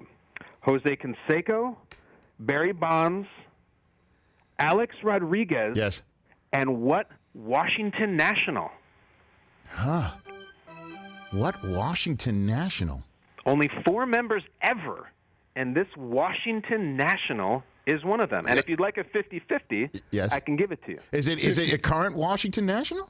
It is not. Oh, so is it Bryce Harper? It is not Bryce Harper. Rich, unfortunately, that is incorrect. Okay. The answer, crazy answer, yes, is Alfonso Soriano. Alfonso Soriano, everybody. Great name. Yes, as a member of the Nationals, went 40-40. And I ask you that, Rich, because if we're talking 40s, yes, you run a 40 That's every right. spring. That's right. And I wonder, you've done it so many years now. How do you feel in the moments before it? Like I want to throw up? That I don't know what's about to happen? Look, man, I mean, the fundraising aspect for it is amazing, and that's all done, right, by the time I run. Like that pressure of trying to raise as much money and make this thing as helpful as it possibly can be, that's already, if you will, that hay is already in the barn. Now it's just me, A, not hurting myself, or B, jumping the shark with this damn thing. Those are the two things that and also having, Barstool's newest Dion stare at me and be so disappointed in my performance. And then there's the phone call from my wife, who's sitting at home ready for the results, and more often than not, the results get an "Oh, honey." Like that, I don't ever want that "Oh, honey." I just can't get the "Oh, honey." That's the tough part. Rich, I've been watching you do that for so long, especially lately. I have a theory I just want to float. Maybe this is a little controversial. Yes. I love Daniel Jeremiah, and he is a really respected guy who's great at his job. Slow clock on Jeremiah.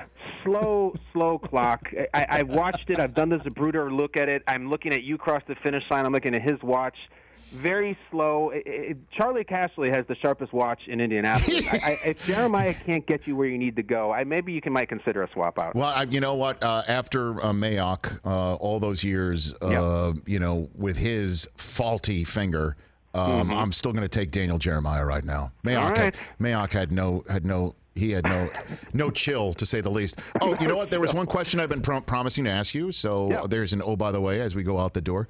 Do all Bears fans want Trubisky to A, succeed, B, not start at all and rip the knob off, or C, totally resigned he's going to start and want him to flop? I'm rooting for him. I'm rooting hard for him. And I was asked the question the other day by a friend of mine who's a Bears fan. Who do you think will start week one? I said Trubisky. He said, so does Foles, do you think, come in at halftime or after the first quarter? And I was like, you jerk. Let's root for this guy. Listen, Mitch Trubisky, for all his faults, is a Chicago Bear. Nick Foles is a vagabond, a mercenary who is not a Bear in any stretch of the imagination. Mitch Trubisky is a Bear. He's athletic. He's a good person. He's a good citizen. He stays off Twitter. He's smart. We're rooting for this guy, and I've seen the list of fifth-year option guys who don't get it. It's full of Paxton Lynch and Johnny Manziel. It's not pretty. But damn it, Rich, I'm rooting for Rich Eisen. I'm rooting for Rich Eisen and Mitch Trubisky. Thank you. Look at that. I appreciate that. Okay, so you want Trubisky to succeed. You want this thing to work, and that years from now, when you're picking the confetti up off the Michigan Avenue pavement, you'll remember these times where everybody thought that Foles was going to keep Trubisky from winning. Yeah, the guy comes in with a statue and a Super Bowl MVP, and this is the future. And honestly, Rich, the football gods act in mysterious ways, and so do the actual gods. I think if this were a normal season, I don't think Mitch Trubisky had a chance to start week one. I think it is Foles. I think it is all preseason, and Nagy has produced this entire thing to get Foles. Now, and Nick Foles has no relationship with Allen Robinson. He has no relationship with Tariq Cohen. It's chalk, and Trubisky's got years there. And because of this ridiculous year we're going through and the strangest preseason ever, I think Trubisky's going to get the job by default. Okay. Well, I can only hope to bring this whole conversation full circle, Kyle, that you're not one of those, say, 40-year-old guys that keeps on slamming Long Island iced teas to relive the days that you think that were so great for you, and it turns out to be a very bad move, and it's just not fitting. You know what I'm saying? I just hope that's not the case. I do. It's one of these things where he's Mitch, but he's our Mitch, and we got to deal with it. The Bears have 99 problems, and Mitch is one, and we will figure it out one way or another. But Rich, I will be drinking a Long Island iced tea next week when I'm watching you on Peacock. So I'm God bless you. Very God happy. bless you. Congratulations. And I will be doing the same thing when the latest episode of 10 Questions with Kyle Brandt premieres, as it does every Wednesday for The Ringer and Spotify, featuring the great Tyrann Mathieu, who I adore, and can't wait for that conversation with Kirk Cousins and the rest of your guests that you're pulling, man. Congrats, and let's chat again real soon. You're the best, Rich. Thank you. Right back at you. That's Kyle Brandt, everybody, right here on The Rich Eisen Show. Boy, I love our chats with him. The best. When we come back, your phone calls. We will unload the phone banks, if you will, right here on The Rich Eisen Show.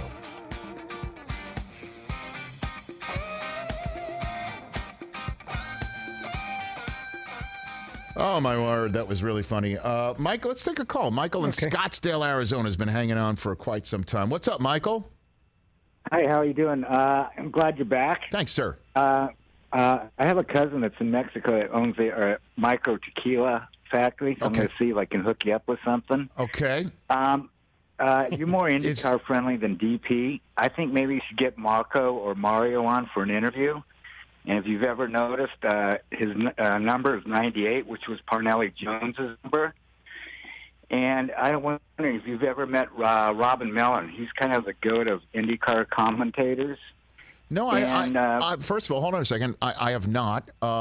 Secondly, you may not be aware of this, but both Chris Brockman and I have been taken around the Long Beach Grand Prix City course by Mario Andretti. And survived. And, well, I mean, now you were like, how old is Mario before you got in? Yes. Right? Into that Honda. Like 75. Right. And I saw you go through it first. Yeah, that was like 5 years ago. And Were you in the two-seater? We were in the two-seater. We were in the two-seater. Yep. And how wide did your eyes get, Chris? As big as this desk. That's right. So I saw that video and I thought to myself, no matter how much I want to vomit, my eyes are not going to get as big as Chris Brockman's. But it was truly a bucket list. It was incredible. To be driven around by Mario Andretti. Unbelievable. And I think we do have a Mario Andretti signed milk bottle. Glass of milk. Yeah. So we got that. Yeah, I'm flying out to Indy tomorrow. Hey. 500. I'm going to be in the Penske pit. Good for you, man. And to wind up, I went to England High School in the early 70s. So I got, if there was something going on at the Forum, which is about 2 miles away from the high school, they would come practice at our high school. And Wilt was into volleyball, so I actually got to play against him in volleyball because we had a really good volleyball team. And lastly, yes. One of the calls I made a while back, still would like to get a lone wolf hat. Ooh. There you go. Thanks for the call. The lone wolf hat, there's only one of them. I don't know how we're going to do that. We might have to get 4 of them because for game day morning, everyone's got one at home. I think so. We're going to have to do that. By the way, he said his hookup in Mexico, his name is Don Eladio. Is that okay? Nice. All right. Good answer. All right. Well done.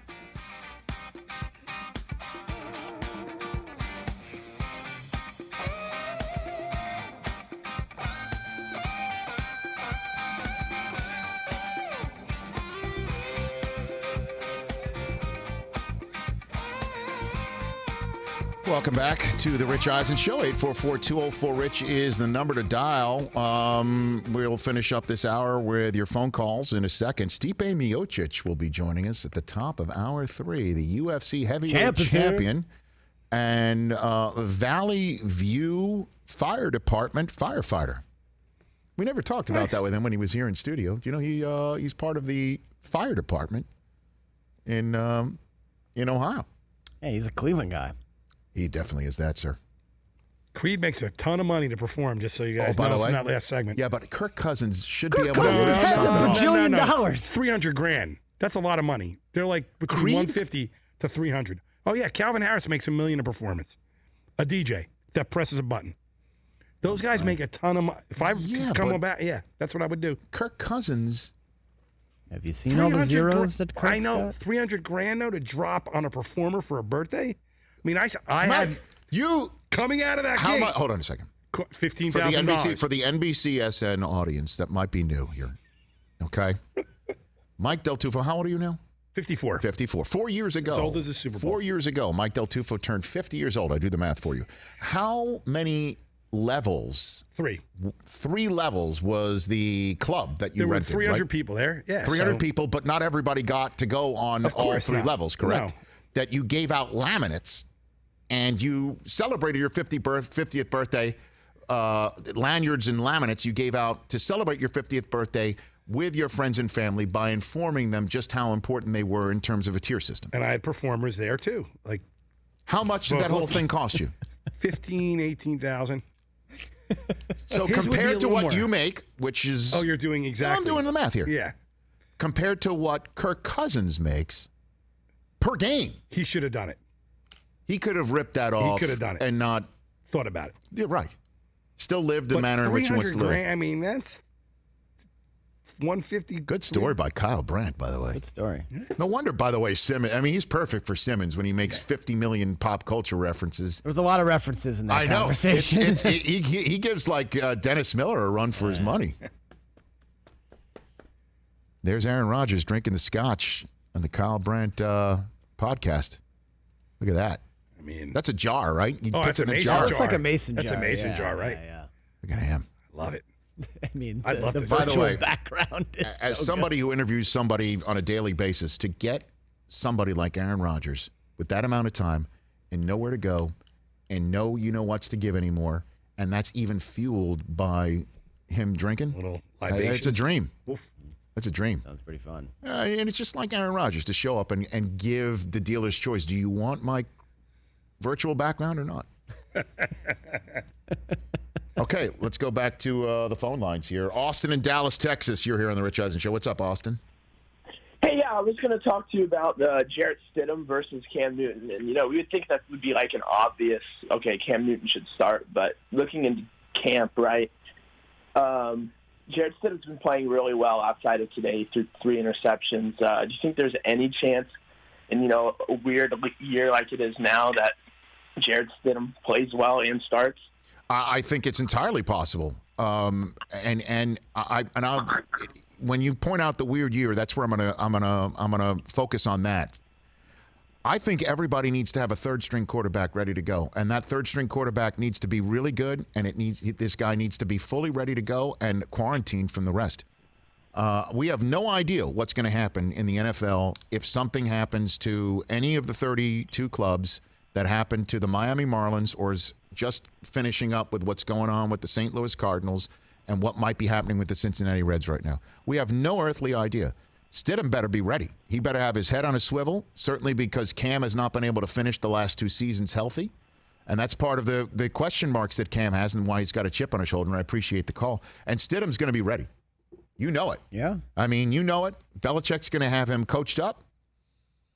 The word is that that's the guy that Jay Gruden wanted, not Dwayne Haskins in the draft a couple of years ago. Guy wanted was Stidham. Stidham being the, Garoppolo of that draft. Right. Which is what Patriots fans are hoping for. Hoping for him. Also really hoping Cam works out. Cam had a good day today, according to Jeff Howe, The Athletic. Oh, is that right? 9 of 12 in team drills. Love it. 2 drops, and another incompletion was an overthrow. Well, good sign for the shoulder. I know, but that's Cam's MO is throwing it too high. Great. As long as that shoulder is in good shape. 2 things. First of all, I can't get healthy. enough. I He's can't healthy. get It's great. enough of all the exactly practice reports right now. And the fact that we're getting that training camp is going right now, and awesome. the pads are on, and we're not hearing about the COVID list being enlarged. More people on it. Every day that we have that is great. Let's go to Carter in Green Bay. What's up, Carter? Hi, Rich. You were talking about Tom Brady's arm. The reason I doubt it is his year in New England last year was not a normal Tom Brady year. I mean, there's really no one better, I think, except Aaron Rodgers when he's on point, but he's getting up there. So what I'm concerned about is that his throwing arm, he won't be able to throw passes as far down as he used to, like Peyton Manning in Denver, how he'd like either miss them or throw short balls right at the end of his career. And they actually had to bring in their quarterback back then, early on when they were making that Super Bowl run. Do you think this will happen with Tom Brady? I think Tom Brady has got Mike Evans, and he's got Chris Godwin, and he's got Bruce Arians, and he's got Ronald Jones, and he's got Rob Gronkowski back, which is exactly what he was missing last year. His arm strength looked fine to me when Antonio Brown was catching touchdowns when he was there. He had Mohamed Sanu show up in the middle of a season and then get hurt. He had Edelman, and then he had a whole bunch of guys with name tags. And honestly, I doubt him for a second. I think he is in a tremendous spot, and he has got a coach that is going to stoke it and feed it and grow it. And Brady's going to have a monster chip on his shoulder because of stuff that you exactly just said. I'm not blaming you. There's a lot of people who say what you said, Carter. But thank you for the call. Appreciate it. And oh man, I'm not drinking the. I guess with the Long Island Kool-Aid and all right, so what's in Tampa. So Jenna Lane, who covers the Bucks for ESPN, just tweeted a minute ago. Funny we got this. Brady hit Mike Evans not once but twice Tuesday on deep passes of 30 and 35 air yards down the sideline. And if he underthrows it once or twice, I totally buy. By the way, I believe Bruce Arians is coming on Thursday's show. I totally buy Arians going up like, what's up, old man? We need help. You need help, old man? Bruce Arians has said this week, Tom Brady gets cussed out like everybody else. Oh, baby. We said you said what do you call me? Unfiltered, Rich? Unhinged. Unhinged. A little unhinged. Yeah, a little Can unhinged. we? We'll change that. That was the first word that came to mind. You okay. definitely weren't unhinged. Okay. Yeah. But you like that, right? Who won a Super Bowl when he ran out of you-know-whats to give? Who just won a Super Bowl? That guy, Andy Reid. We love that Andy Reid, right? Yeah. It's true. Oh, yeah. Bruce Arians, I think, is in his 7th decade of having none of those left to give. Yep. Yeah, he ran out of those in the 70s. I'm telling you. 0. Arians is a perfect guy for Brady to have right now. Perfect. And Belichick is a perfect guy for Cam to have right now. I think they're in great spots. I want to see them play each other in the More wins, Brady or Cam? Oh, I think it's Brady. I think it's Brady. Tougher division. I know, but, dude, who are you going to cover? Super Bowl. Again, Godwin is not a flash in the pan, pal. And Gronk is back. And they also have O.J. Howard. That's a 2 tight end set. Okay? Okay. Ronald Jones is his own chip on his shoulder for certain reasons. All right? The line has been bolstered. And Mike Evans is a you could say, top 5 receiver in the game. You can make that argument. You could absolutely make the argument that Evans is up there with Julio Jones and DeAndre Hopkins and Michael Thomas. Agreed. Right? They're going to win every game 40-35? No, the defense was one of the best run defenses last year, and I know that for a fact because I called 2 of their games. Yeah, and I loved watching Deshaun Watson against Jameis Winston when I was calling them by both of their names. By the way, did you hear Sean Payton referred to his backup quarterbacks as Tamus? By accident? Did you hear that? Funny. I love that. Okay, we'll take a break. Stipe Miocic and Jake Johnson and you, an hour 3 of this Tuesday edition of the Rich Eisen Show.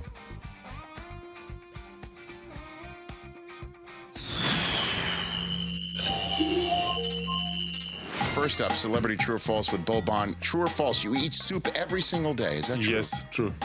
Why is that? Yeah, because it's a big deal in my country, soup, and we eat soup every time. This is like when you're growing up, you say, hey, first you start your meal with the soup, and after that you can eat whatever you like. Okay. It's not basically it's like how we do. Like when you eat soup, like basically you feel like you're healthy because like a little bit full your stomach and like you're not hungry too much. So do you at some point during the day? Oh, you know what? I haven't eaten soup yet. I need to have my soup. You have had that. Yes. Okay. What is your favorite soup? Butternut squash, chicken noodle soup, tomato soup, mushroom soup, everything like. Okay. Have you thought about making your own line of soup? Boban soup. Boban soup. You know, like this is a good idea. I would think about it. Here, let's pound that out. I would think about it. Pound that out. Very good. I would think about it. Next one for Boban. Celebrity true or false with Boban. False. You do not like you do not like cake. You do not like cake. No cakes. Not big fan. Why? What's wrong with cake? Cakes. I like small desserts. Like if I eat something, I will eat like something like really like to enjoy because small desserts. Did you get? They're all small. Go ahead and say it. Yeah, no, they're all small too. Everything. So if I have you over for dinner, soup, Nutella crepe. Yes. Okay, that's They're easy. That's a combination. That's very simple. This like couple bucks, nothing more, nothing too much. Last one for you, Boban. True or false? You love to shake hands. Is that true? But like to be honest, people more like to shake my hands than I like to shake. Every time every time like when somebody come to me, like I just come from the restroom, I wash my hands, I ready to eat food, and I was like walking like this. I hope somebody not shake my hands. And that time like somebody comes, hey, how are you? And I was like, how are you? That's when you go with the fist pound, right there. Yeah, I know. I know.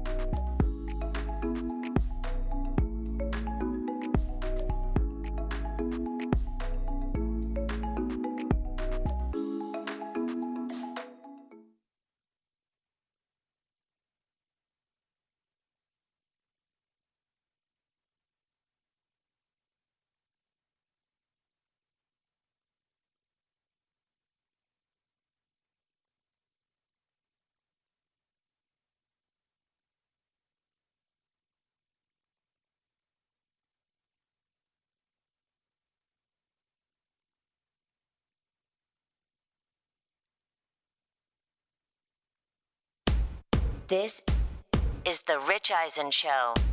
Build your franchise around that guy. Damn straight.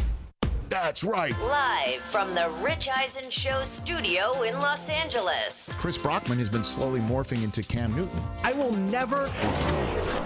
They ain't never seen this Cam. Earlier on the show, co-host of Good Morning Football, Kyle Brandt. Coming up, UFC heavyweight champion Stipe Miocic. Plus, from the new Netflix comedy Hoops, actor Jake Johnson. And now, it's Rich Eisen. Hour number 3 of the Rich Eisen Show going on here on NBCSN. In the middle of this hour, we'll take you to NHL Live to kick off a quadruple header of National Hockey League playoff action on NBCSN. Hopefully as exciting and fascinating and as exhilarating as yesterday's quadruple header was. The quadruple header of NBA playoff action is already underway. The Bucks down double digits to Orlando. They were. It was 20-10. Then they just closed on a 9-0 run. It's 20-19 right now. There you go. There you go. Just similar, I guess, to the Clippers getting out to a big lead against the Mavericks last night. Mike Del Tufo, Chris Brockman in their position. You are where you are. If you're on hold, please stay on hold. The very funny and talented actor Jake Johnson, who's in a new Netflix comedy. That is a funny show called Hoops. It's animated, not for kids. Rob Riggle's on the show. He'll be on a Thursday. Oh, sweet. And Jake Johnson plays a high school basketball coach in this animated comedy. He will be joining us later on in this hour. But right now we turn to the phone lines, and we have one of the greats in the history of UFC. He is the heavyweight champion of the world after taking care of D.C. Daniel Cormier over the weekend. He is back here on the show. Stipe Miocic, the pride of Euclid, Ohio, on the phone line. How are you, sir? Good, sir. How you doing? I am doing fine. Congratulations on the win this past weekend. I appreciate that. Thank you. You are very. How you feeling? Everything good? You fine? Yeah, a little beat up, just like as you would feel fighting 25 minutes. But overall, I feel pretty good. Okay, good. What is it like fighting DC? I mean, when you're going to be looking back on this years from now, what do you think that's like? Tough, just because he's a gamer, he's an amazing competitor, great fighter.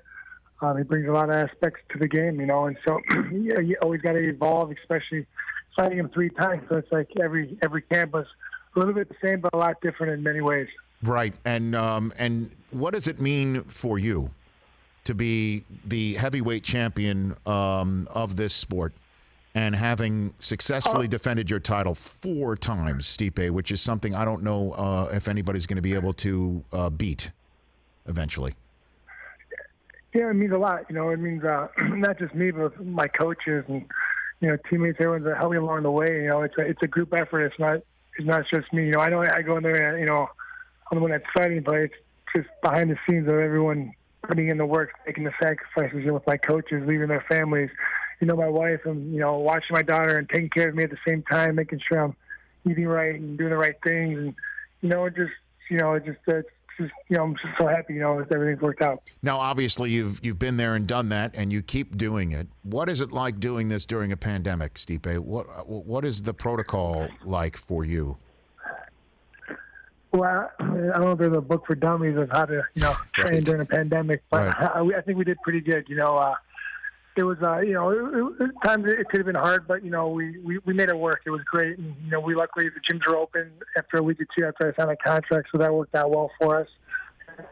In my basement, which I didn't want to, it's the one thing I never wanted to do, and I did. But actually, I think it was a blessing in disguise because I got to spend more time at home. I actually got to put my daughter to bed, so I wasn't training at night. When I got home, she was already sleeping. So it was awesome. How old's your daughter? She just turned 2. She just turned 2. Oh my gosh. Yeah. Oh. Yeah, she's a savage. I mean, so what's her name? Amila. Well, I mean, this is what do you think your daughter's going to learn about you and the way that you go about your business? What do you want her to know when she grows up and understands what you have just accomplished and what you're accomplishing, Stipe? I want her to know that hard work pays off. Everything's earned, it's never given, and that I did it all for her. All for her. And so hopefully more kids than men too. No, I know. I hear you. I know, and so I guess that's some of the questions I want to ask you about, and a lot of fans want to know is the future. It looks like Jon Jones is targeting some sort of matchup with you, having vacated his current position and saying he wants to go heavyweight. What are your thoughts on that subject? Yeah, man. Listen, I'm down to fight anyone. That's what I always say. But right now, I just want to heal up and just enjoy life for a change. And enjoy with my family, my wife, my daughter, and enjoy the pool and not work out in it for a change. Just want to, love life. So, who do you think deserves a shot at you? There's a lot of guys. Francis is looking great.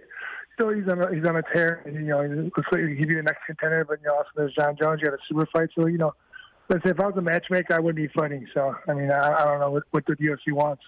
So what do you want from the UFC? How many fighters do you have left? Are you happy with your deal with UFC right now, Stipe? Yeah, no, for sure. I'm just, just like I said, just want to relax right now for a week or two and not be bothered with, fight questions. Not like you guys, it's fine. Talking with the UFC, just want to heal up and just make sure I'm good to go, and then and just enjoy life for a change. Okay, so does that mean the Browns season? Is that what that means? The Cleveland Browns season is coming up? Oh yeah, for sure. I can't wait. I'm excited. Okay, what do you think about the new coach and everybody there, Stipe? Do you think you've got I like the new coach a lot, actually. Yeah, just something about him, man. He's got the mentality of he's like, screw everyone. I think everyone thinks I'm not going to do well, and kind of just shove it back in their face. And we got great players, so just got to put it all together. That's all it is. Okay. Have you met Baker Mayfield? Have you had that conversation with him at any point in time? Yeah, no, not that conversation, but a great guy. Him and his wife, they're great people, and Miles also, and a lot of good guys. Okay. Robert Sanders, they're all good guys. Okay, so their first game is at Baltimore. We're looking at it right here, and then home against Cincinnati. What are you calling for your Cleveland Browns season, Stipe Miocic? What are you calling me? Better than last year, of course. I believe we can definitely win more than 8 games. Okay. 8 or plus. All right. So you think they're going to go 9-7, 10-6, which would be quite a season. Yeah. For the Cleveland Browns. Stipe Miocic here on the Rich Eisen Show. Are you still fighting fires with the Valley View Fire Department, Stipe? Are you still doing that? Or are you taking? I work tomorrow. What do you mean? So when you say you work tomorrow, walk me through. So what do you mean? Well, I'm part-time, so I pick my schedule in advance, and I pick tomorrow. Last month I picked it. I work at 24 tomorrow. So go in at 7:30 and leave the next day at 7:30. So, just so I understand, you are crowned again, winning by unanimous decision. You defend your title. You are undisputed UFC heavyweight champion of the world. You win in UFC 252. And a handful of days later, with you healing up, you're going to go spend a shift at the Valley View Fire Department for full 24 hours. Correct. Why? I ain't no different than nobody. Hard work pays off, and I worked hard to become a fireman also. Okay. In terms of, because I've been around many fire departments, and I know the way that firefighters sometimes deal with one another. Is there any sort of for lack of a better phrase, hazing that goes down where you get some sort of treatment from veterans that doesn't matter that you're a UFC champion, Stipe? Does that happen? Oh, yeah, I'm going to get destroyed tomorrow, so I'm mentally prepared for it tonight. What do you mean you're going to get destroyed? What is that? I mean, what way?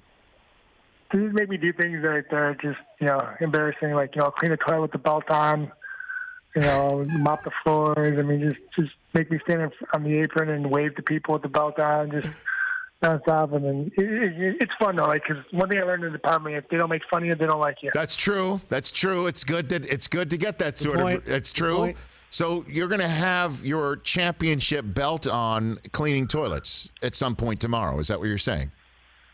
No, I'm not going to bring it in. I'm not going to play. That's not going to happen tomorrow. That will not happen tomorrow. Okay, well, that's one thing that will not happen tomorrow. But heaven forbid, if somebody does need help, you will be potentially out there fighting a blaze if necessary tomorrow, just within days of having vanquished D.C. That's a possibility, is what you're saying.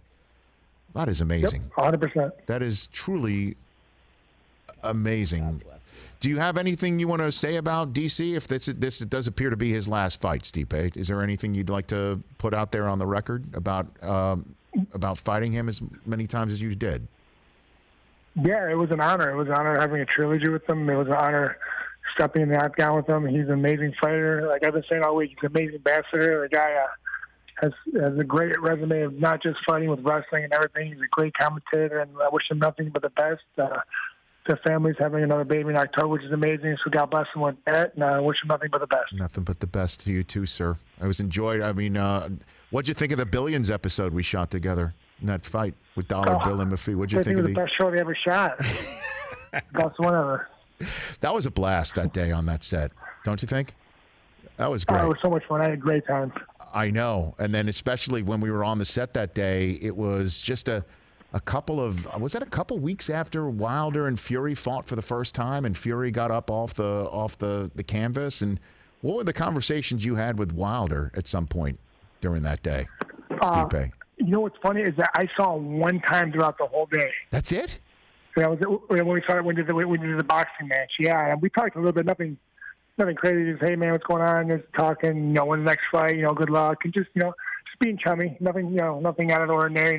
Great guy, nice guy. Very, very, very pleasant to talk to. I know, and unfortunately, it kind of gave us a little bit of a glimpse of what it's like to fight in front of no fans. I mean, what is that like for you right now as we wrap up our conversation here? Fighting with nobody in there. Sorry. No, go for it, please. What is that like?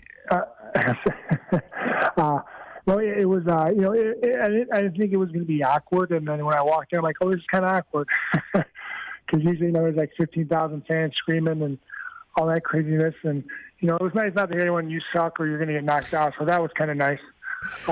But, overall, it was weird. But the minute I stepped in the octagon, it was game on. It was a fight. And fans are not, but I love the fans there.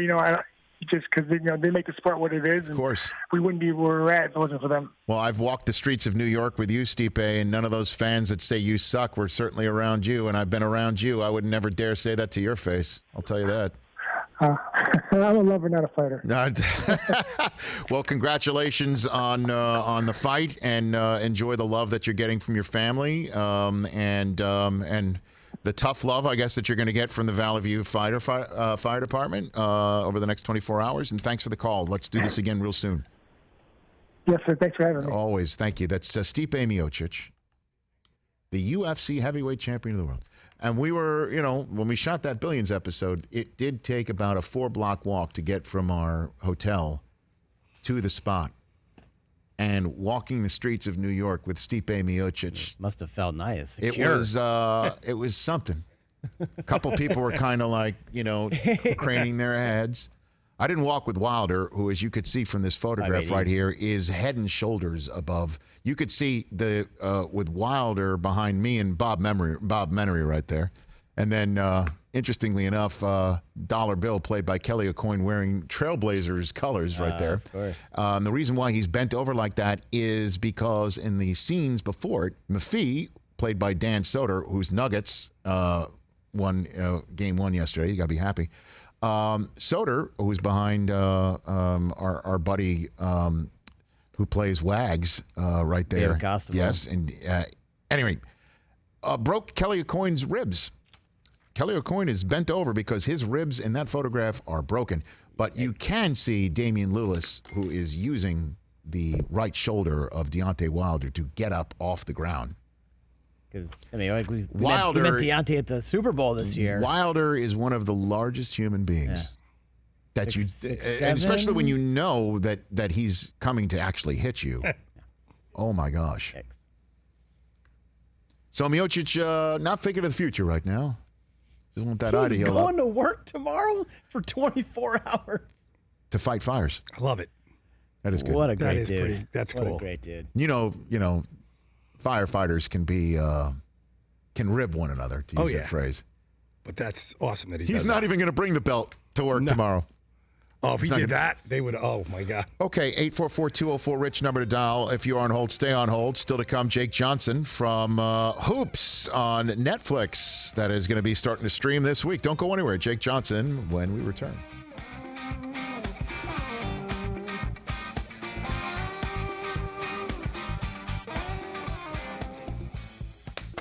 Yeah, they would take that belt and put it right on the front of a fire truck or something. They would bust his chops. They would put that right on the phone. They would get him. Yeah, they don't care, funny. right? No, they if you want to. I'm sure they're very proud of him. Yeah, that's awesome. Bucks down 10. Again? Yeah, early second. Well, it'll be closer because as the new voice of Monday Night Football will say to you on SportsCenter, it's the NBA. Everybody makes a run. That's one of Steve Levy's catchphrases. Everybody makes a run in the NBA.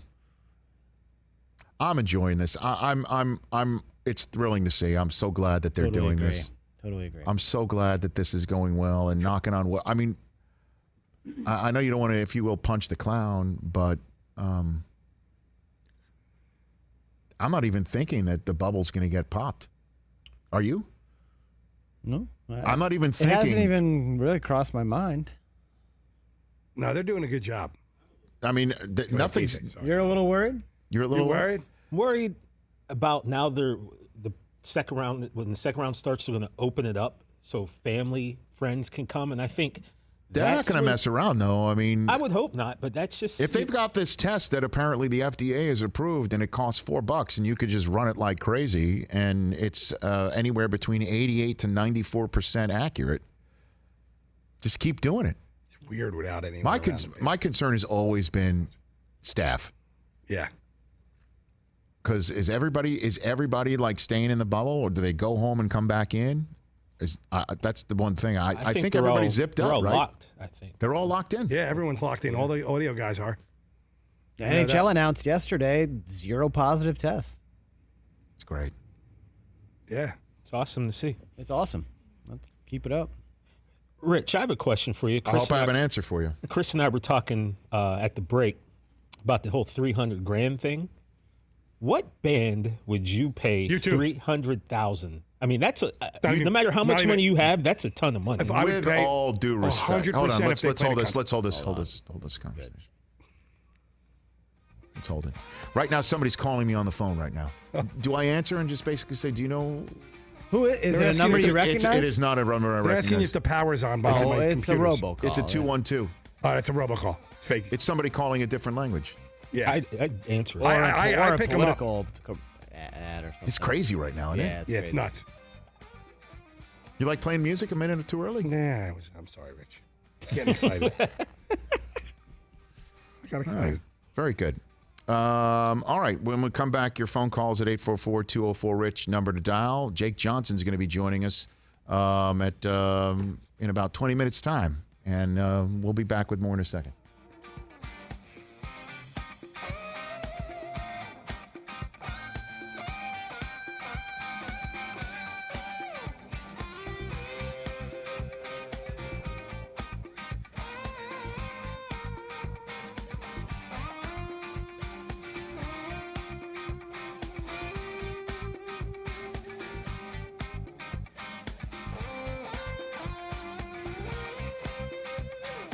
844-204-RICH, number to dial here on the Rich Eisen Show. NBCSN audience will be with us for about 11 more minutes, and at the bottom of the hour, we are going to take you to NHL Live to the dropping of the puck of the Flyers and Montreal Canadiens. The Flyers are up 2-1, and if the Canadiens don't win 2 more against the Flyers, then it will be yet another year gone by. My first hockey jersey I ever had as a kid, Canadian. Les Habitants.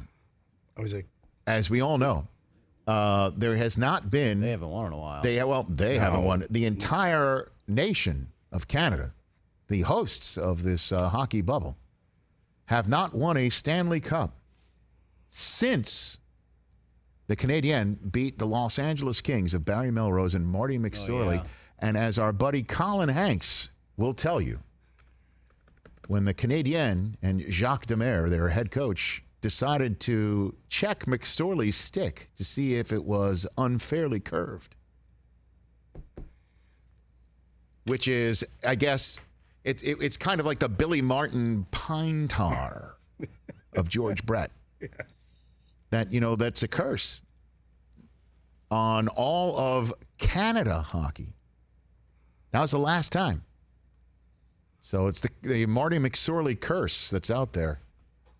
Seems to be, there's obviously the Canadian are not the only team from Canada still in this tournament.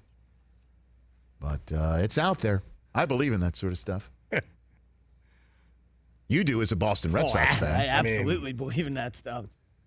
You talk about baseball players being superstitious, just sports fans in general. Well, again, with Charlie Blackmon, I went through that entire interview without talking about his stats, and I think he greatly appreciated that. Do you have something that you wanted to you brought up in the commercial break? TJ Jefferson. We were talking about Kyle Brandt was talking about Kirk Cousins. Yes, his big contract, wanted to have a band come at his birthday party, and the price was $300,000. $300 large. So my question is, what band would you pay $300 large to see? Well, here's the issue: is you what did you blurt out right away? U2, not even a question. But not pay to see. Have them perform at your birthday. I'm sorry. Let me phrase that. No, I understand that, but yeah. Here's the issue: the band was crazy. U2. What are they going to give you, the Del Tufo discount? You think if Creed charges $300,000, U2 is going to charge? I can't even. You're kidding me.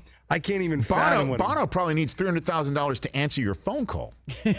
Cameo. You know what I mean? Hi, Mike. So I don't know. We need to. In order not to get nitpick here, but I do need to see a list of bands. Let's just say any band would on accept earth this price that you could get for who would you? Yeah, 500. Let's say 500 being the top. Susie would want Bruce. And I would take Bruce second. That'd be. I might go Coldplay. I might go Garth They're Brooks. actually pretty cool in a small setting. Live Coldplay. I saw Coldplay at the Rose Bowl. Small set. They're amazing. Unbelievable. And I saw them in a small setting. They're amazing in a small. I saw them also down in Anaheim at the Verizon Center. Well, when I say I see them, it was tough because there was this couple in front of Susie and I that were making out the entire time. and then, it's kind of like very difficult to try and see over them. They were making out the entire time.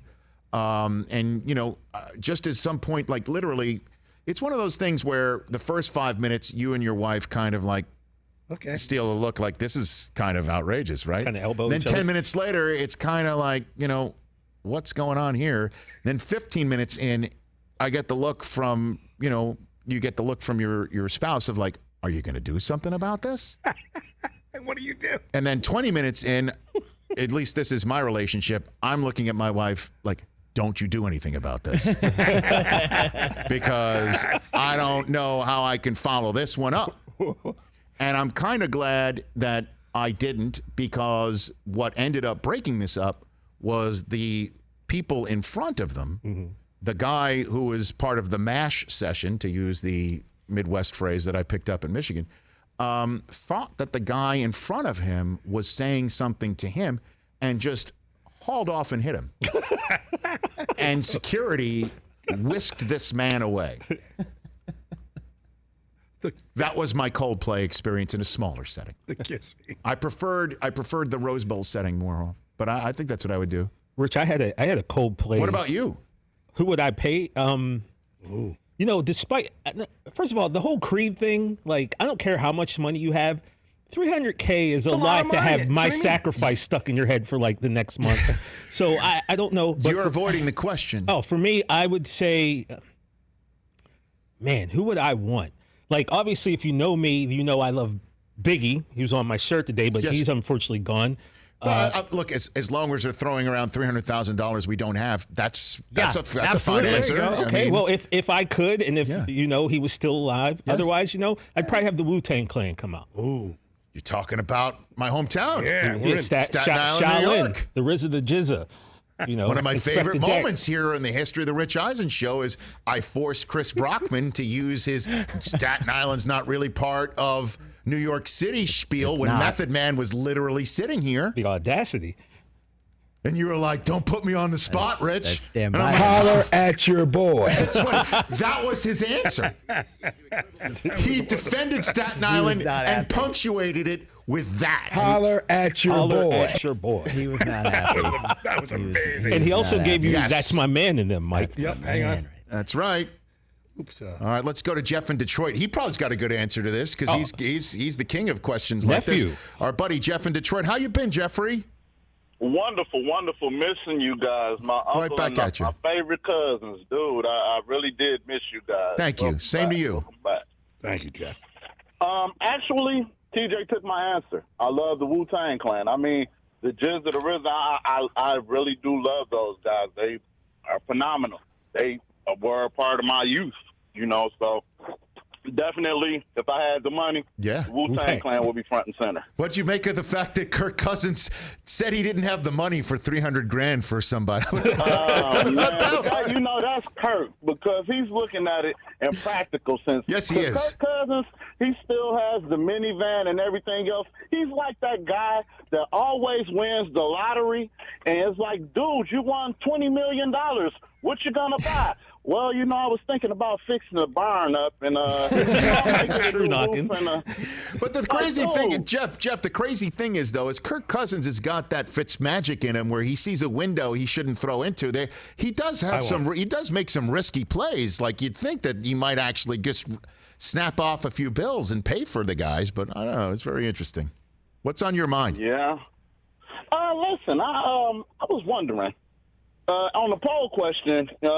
Me personally, I think it's Cam. Me too. I think Cam needs it more than Brady or Belichick because they both have, respective rings. Now, with that being said, my question to you is this. Amongst the ageless wonders, which one would be more impressive or which one needs it more for their career? That's better. Which one needs it more for their career? LeBron winning with a new cast of people or Brady with no bill and all buck? So, okay, can we make that tomorrow's poll question? Let's do it. I like it. I don't want to unpack it right now. I mean, when the NBCSN audience is going to pucks in 2.5 minutes, but no, it's a good one. There's got to be a third one that we're not thinking of. LeBron. Yeah, but I mean, and I'm looking at this. Right. These guys have been playing forever. Think about how old your kids were when they first started. Some your kids weren't even born. That's true. That's correct. I had hair. And they're still doing it on a high level. That is something else. I had hair. I did post LeBron James Sports Center, post LeBron James high school games Sports Centers with Stewart. That's what I did. Wow. I'm almost sure I did that. Did I just make that up? He was in high school when I was still on Sports Center, right? Fact. Hell yeah. Right. All right, Jeff. Love chatting with you always. Call back. We'll use your poll question tomorrow. We'll do that tomorrow. Thanks for the call. That's Jeff in Detroit, one of our finest. So there's not a third for our legacy? I like those two. I mean, Durant's those a good are the one. two. John Bowie just chimed in with Durant. But I don't think Durant's Durant's not not old. OG yet, He's right? not old. No. He's not old he's not enough. old, yeah. He's still a pup compared to Brady. So there's Brady. Who needs it more for their legacy? LeBron James, Brady. Oh, I know. How about Jace Tingler? How about him? Jace Tingler. How about Jace Tingler? Let's add. That is his real name, but real name. Chest Rockwell's Jace Tingler, is his buddy. everybody. Brock Landers and Jace Tingler. I mean, Chest Rockwell.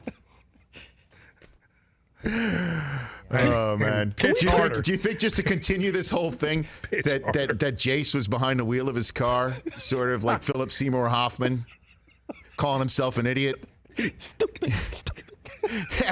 After he says, fresh paint. My guy blew off a take sign, and the opponent's throwing it at your guy because he just hit a home run, a grand slam up 7. Okay, the NBCSN audience, Catherine Tappan and NHL Live coming your way, Flyers and Canadian. I think I said that appropriately. And if I didn't, I think it makes it sound like I took French in high school, which I did. And then that's the start of a quadruple header on NBCSN. And we will see you on NBCSN in short order. Peace. Okay, and we're going to be on Peacock starting next week as well. So we're now still on the Mightier 1090. It's just there's so much going on. There's so many moving parts for the Rich Eisen show that were distributed. Sirius XM channel 211. We're on YouTube and the Mightier 1090. Talking a lot of San Diego sports today. A lot of San Diego sports today because one of the most dynamic young players in could you say last quarter century? Like seriously. Fernando Tatis? Hold on a second. 96, right, would be the point where Jeter and all the Yankees. Yes. So maybe we remove that. But Tatis looks... Dude, he's the next A-Rod, minus the steroids. This kid is unbelievable. Right. And he's going to be paired up with Machado. Like, Machado's protecting him in the lineup. Oof. He's on a pace for 75 home runs. So here's the problem. Without if Machado is protecting Tatis Jr. in the lineup, who's protecting Machado when Tatis blows off take signs and hits grand slams up 7? Because Machado didn't have any protection last night. Nope. Can't handle the truth. He got hit in the buttock. I mean... Nice. Oh, my gosh. Next generation. Right. Bo Bichette, Vlad's kid. Bichette's kid. Vlad's kid. Oof. Tatis's kid. Baby. There's a lot of young by the way, Mike Trout, if I'm not mistaken, Mike Trout's newborn homered last night. Well, actually, he went boom, boom. My bad. He went boom, boom. See, I'm talking your language now, Chris. I love it. Boom. I mean, my son also is hitting home runs. My son's huge. You cleaned one up last night. I mean, my son is enormous. You know, Chris and I had this talk yesterday, which is great. Now that he's a dad. Yes. Yesterday we were sitting there talking, and I was like, well, we'll do it around 2 o'clock. We were talking about doing something after work. He's like, bro, do you understand what it takes when you're dealing with a child? Like, he's now breaking it down to me. And I was like, this is a great conversation. Lay your wisdom. I forget what you said, but I was like, bro, like, do you know what I've been doing all day? Like, I go home and it's dad time. It's kind of great. I love it. I love it. This is amazing, man. I love it. Rich, I really did do. we ever think? I really love it. I did. I knew he would do that, but he's completely changed. I've seen him around my children. No, he's a different great. guy. I love it. He's great around kids, but with the small exception. The gifts. He needs better gift giving. Small exception. Save it for the Peacock audience. Yeah. Small exceptions. Here, hand me that. Small exceptions. And, you know, it's great to see. Yeah. Do you want 2 more? Gotta love it. Do I want 2 more? 2 more. No. By the way, asking you that question, my left eye started twitching. My left eye literally just started twitching. I mean, we don't need one more. We're good with. He has a Gronk. He has a baby Gronk. We're good. He's going to be 87. His baby's going to be. Like, kid is Gronk. a monster. We have the jump swing thing that you attach to the beam. Oh, yeah. He broke it. And he's broke almost close. I mean, he's getting to be too big for it. He's 5.5 months old and he's wearing 12-month-old pants.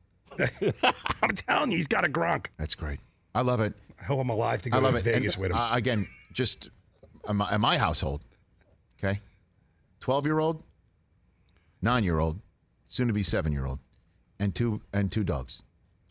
And it's we saw your Instagram yesterday. Oh my gosh. Let's talk about this. So Let's unpack this last one. night, okay? Let's unpack this. Okay. There's Legos going on. There's, we just got there's a, it's some Legos. Zan, by the way, is addicted to watching Friends. Oof. Which occasionally veers into, risque. Some conversation. He's 12, and then there's a lot of risque aspects of it, and then there's the goofy, Joey and all that, and Smelly Cat. I mean, he can't get enough of Friends. And then it's just great watching it again. And, if Dad gets to spend some time with Jennifer Aniston or Courtney Cox down memory lane, it's fun for the whole family. That's basically what I'm saying. Where was I? So, Coop's got this Lego. He's loving his Lego. And my daughter is running around with the two dogs and this new huge toy that Susie got the dogs. Okay. And it's funny, Susie, my wife, is a dog whisperer of the first variety. Like those old movies where a dog would come up to somebody and bark and they say, "Oh, you say that somebody's in trouble, huh?" Like, right. like literally, Yeah. This is my wife. Like, honestly, she can tell what dogs need or are thinking. It is amazing. Our two rescues that we have, beautiful girls. Susie, however, keeps bringing home these toys, thinking that they will play with it and it's going to be something that they play with, as opposed to immediately eviscerate it, pulling its innards out and creating a crime scene in the house. It just happens over and over and over again. So the bigger the toy she gets, just the more, bigger the mess. The more tape that there is on the floor to mark the crime scene. Is it teamwork? Oh, my God. It's just... So, my 6-year-old is running around instigating the whole damn thing. So I just stroll into, the room and just see the stuffing all over the place.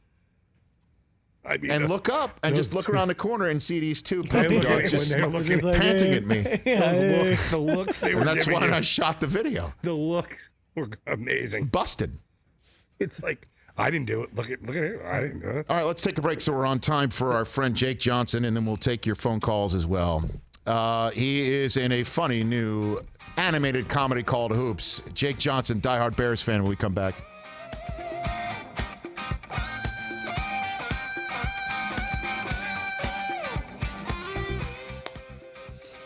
All right, everybody. We're here on Sirius Radio and a little bit of our YouTube 454s.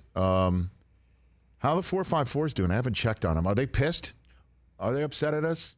Now, someone has a suggestion, though, for the poll. What about Drew Brees adding? Drew Brees. I like it. There you go. There's our third. No, James is. It's about old guys. OGs. Yeah, old guys. Brees, Brady. I can't believe we're talking about LeBron as an OG. He's 36. He is. But, Rodgers, Aaron Rodgers is 36, too. If we're throwing LeBron in there, I think you throw Aaron Rodgers in there, too. He's just had the largest well, then let's make it shot football only. Sent across the bow. No. I think one of the things I like the way that Jeff's brain works. But is there another basketball, though, so it's 2-2? You could just leave it at LeBron and Brady Well, that's and not open it up. kind of what I thought, but okay. Brees is a good one.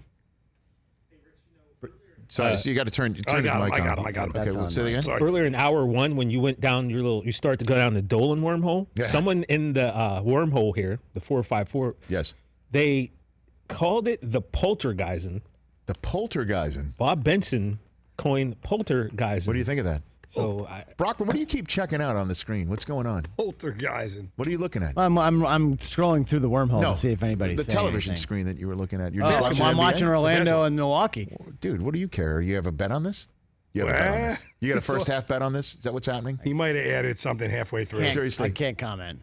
I'll comment for you. Honestly, what is like? It's the second quarter of the first game of a first round playoff series, and you're like locked in on it, like you have something on it. Do you have something on it?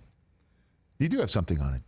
Well, I want you to admit it. It doesn't matter. It's a problem if I have something on it because I am not live allowed. action. So the game was a -13 to start. Milwaukee was massive favorites. So I got the live bet at -2.5. So you're watching. You're doing your part on this show. Yep. You're watching it, and you're making live bets. Well, based I'm on what's seeing happening. Milwaukee get blown out, and I'm like, oh, the line probably moved. So I just kind of checked it real quick. So what are we on now? I need Milwaukee to win by 3. Oh, dude, I think you're in good shape with that, right? Everybody goes on runs. Everybody goes on runs in the NBA.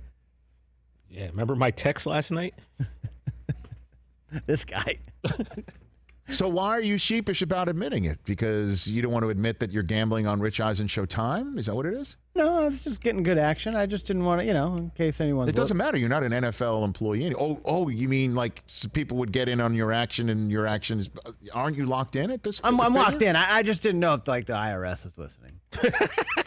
They're always listening. Are we back bro. on the Mightier 1090? We're back on the Mightier 1090, the Rich Eisen Show here. Welcome back. Jake Johnson will be calling in shortly here. He's got a new Netflix series that starts streaming on Friday, the 21st of our great month of August, and it's called Hoops. He will be joining in a second. We've had him on. He was one of our long time ago guests of our podcast. Showed day. up wearing the Ditka sweater, dude, for his first Rich Eisen podcast appearance. Correct. Back in the day. Right. So we've known Jake a long time. We have. What's our poll question update over there, Chris? So we're looking at the NFL season. Who's going to play this year with the biggest chip on their shoulder? Is it Tom Brady? Is it Cam Newton? Is it Bill Belichick? Is he going to coach with a chip on his shoulder? Cam ran away with it, guys. 64%. 64%? Bill got boosted. Bill's up to 14%. Brady, 23%. I obviously agree on it. You know that. Yeah, I think Cam too, for sure. You know how I feel about it. Yeah. Just watch his Instagram, man. The guy is locked in. He's ready to go. 844-204-RICH. Let's take some calls here. Let's go to Sal in Virginia. What's up, Sal? Thanks for taking my call, and thanks for all the great work you do. Thanks, bud. Thank you. Awesome, man. Thank you. Listen, I got this thing, the poster from the Good Morning Football that was displayed at the draft. Okay. I managed to get my hands on one, of which there weren't many made. Okay. So I got to thinking, to raise money for the Run Rich One, why don't we make a poster of the Good Morning Football crew and maybe have a competition of who can sell the most, with all the proceeds going to Run Rich Run? I like it. I think it'd be great. I And, like it. you know what? The winner not only gets bragging rights, but also maybe I could show up with homemade meatballs and gnocchi or something like that on the set for you guys one day. Oh, my gosh, Sal. I mean, is it wrong of me to say that I need to vet that last part with Del Tufo right here? I mean... and there's nobody more Italian than me, Del Tufo. Scusa. Hey, I like this guy. My paisan. Bottom line, the kids win. That's the moral of the story. That is correct. Thanks for the call, I Sal. think your team there at NFL Network is top notch, and I think Kay, Peter, Kyle, and Nate would love to go against you, Mooch, Warner, and Michael. I think that's a great idea, man. All right, call back as things begin to get closer. Okay, Sal? Yeah. There you go. He's gone. Here I am. I'm doing the Rich Eisen Show, and all of a sudden an episode of Cake Boss broke out. Smitch had a good suggestion for the poll tomorrow. What about Clayton Kershaw? About who needs to win for their in this upcoming season? Pretty good. But again, these are just OGs, right? Brady, LeBron. Kershaw's only 32. Okay. But he definitely needs to win. Oh, yeah. Because we could include Mitchell Trubisky in this, which is my segue. We've known this guy this is coming up on almost 10 years when he was back on our podcast days, rocking an old 1980 and 85 Bears Ditka jersey, sweater back in the day.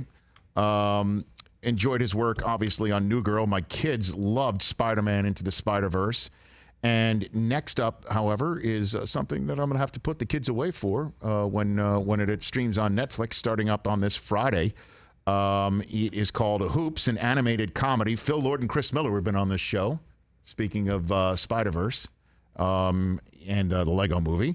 They are the EPs, and this is a funny show that Jake Johnson is starring in as the high school coach at the center of it all. And Jake Johnson back here on the Rich Eisen Show. How are you, Jake? I'm great, Rich. How are you? Nice speaking with you. Better for talking to you. How's everything in your life? Everybody hopefully happy, healthy, safe? Yeah, we're doing fine, and I'm going to tell you what OG you missed out on. I don't think it's Mitch Trubisky who needs to win. Yes. And to be honest, Nick Foles does not need the win, but there is an OG yes. in a Chicago uniform who needs it, and that's Mack. Khalil Mack. Okay. He is a dominant player. I'm so happy we have him. We're spending a lot of money, and he was single-handedly going to be the guy who took our defense and reminded us what the mid-'80s were like in Chicago. Yep. And I'm a big fan. I'm glad we have him. This is the year the Bears' defense is supposed to just dominate Foles again. Well, I think you need it is the whole thing. I don't know what the hell happened to the offense last year whatsoever. I mean, what did you think of when you heard Foles got acquired, Jake? What did you think of that? I'll tell you, I really wanted Cam. I I don't, and this is not against Nick Foles because Nick Foles is a winner. No, sure. But I don't understand what is going on with decision makers in the NFL. Cam Newton is a stud. He is a franchise quarterback who had been playing injured and playing his heart out. If you're in Chicago and you have a chance for Cam Newton for not a lot of money on a one-year deal, Cam Newton in Chicago with that defense, I don't understand why we didn't do it. I was really hoping to hear that there was some injury report that we weren't getting. And then when the Patriots got him and everything's checking out fine, Rich, I got to tell you, I'm a little confused what's going on. Brother, we were sitting here pounding the table for this very idea back in April, back in May. Obviously, you know, the Foles trade happened, and that was the end of that. But I don't get it. That one, I don't understand it. And I'll tell you another thing I don't get is this idea that if you don't know the playbook we're trying to do, like Nick Foles, he knows the system, right? So I get it. That helps. Don't you want the best players available? Jake, I hear you. The whole thing is, here's what I think it is. I think it is that if they did go to Cam, that would have been, this is like, for the lack of a better phrase, a half measure, which is something that, you know, it's difficult to call when you acquire a Super Bowl MVP, as Foles is one of the few humans to walk around planet Earth with that on his resume. But I think if you go Cam, then you're essentially saying that's it for Mitchell, that at least this is and in case of 2019 Trubisky break glass, right? Where I think that's the only reasonable explanation I could come up with. Let me put it in a way that I could try to relate to this, Rich. Yes. And in my industry, in our industry, could you imagine auditioning for a role like to act in something? Okay. And the person the studio puts next to you to audition for that role, they're thinking, Jake will probably beat him because he's not that good. Or should they put the best available to see if I can rise to the occasion? If I'm Mitch Trubisky, and I'm not against Mitch Trubisky, I like him still. Yes. He's a young core. He's not the guy I wanted drafted exclusively because I had never heard of him. So you're basically saying in this equation that Nick Foles is not the Meryl Streep that we're talking about. That's exactly. They're saying the reason we don't want Cam Newton is because we think he might be better than Mitch Trubisky. Right. And I'm a little confused of what I'm watching. I think that literally is what it is. And we had Matt Nagy on a few weeks ago, and he said that the one thing that Trubisky needs to work on is not get down when the mistake gets made, and not to get too high when something's so great, but not get down when, don't get too hard on himself when the mistakes get made. And after the conversation, I'm like, well, getting Nick Foles, isn't that something that's going to trigger that whole negativity and second thought process? I don't know. I just hope for the best for you here. And I guess, do you want if Trubisky starts, do you want him to work out, or do you have such a lack of confidence in him that you just want to see what Foles has got going on? No way. First of all, I'm not against Mitch Trubisky as a Bears fan. I like him. I think he's a good quarterback. I think what happened last year, which was, because he gets hit hard. Mitch Trubisky is at his best when he runs for like 40 yards. When Mitch Trubisky is running around, throwing the ball, and just playing football, he's a pretty good quarterback, and he might actually be really good. Last year, I don't know if he got hurt early, like his shoulder injury, and I don't know if they told him stop running because we can't win with the backup, Chase Daniel. But you got to let it rip a little bit. Jake, here on this show, and again, Jake Johnson here, and we'll talk about hoops in a second. On this show, we would call what you just did with talking about Trubisky and hoping it works out. You went higher register. And when you go higher register in your voice, that indicates that you're not really into that. Like, hey, when you go higher register, it kind of undercuts the statement that somebody's making. I don't know if you feel that way, but I think you just did that. Well, here's where it is, Rich. I'm not a huge college football fan. Okay. Right? I've never been into it. I've always been into pros. Yes. I saw Deshaun Watson playing the national championship. Yes, you did.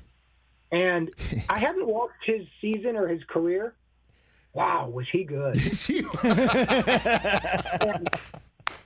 not only that, his head coach, who I don't know much about, came out and said, "This guy is such a leader.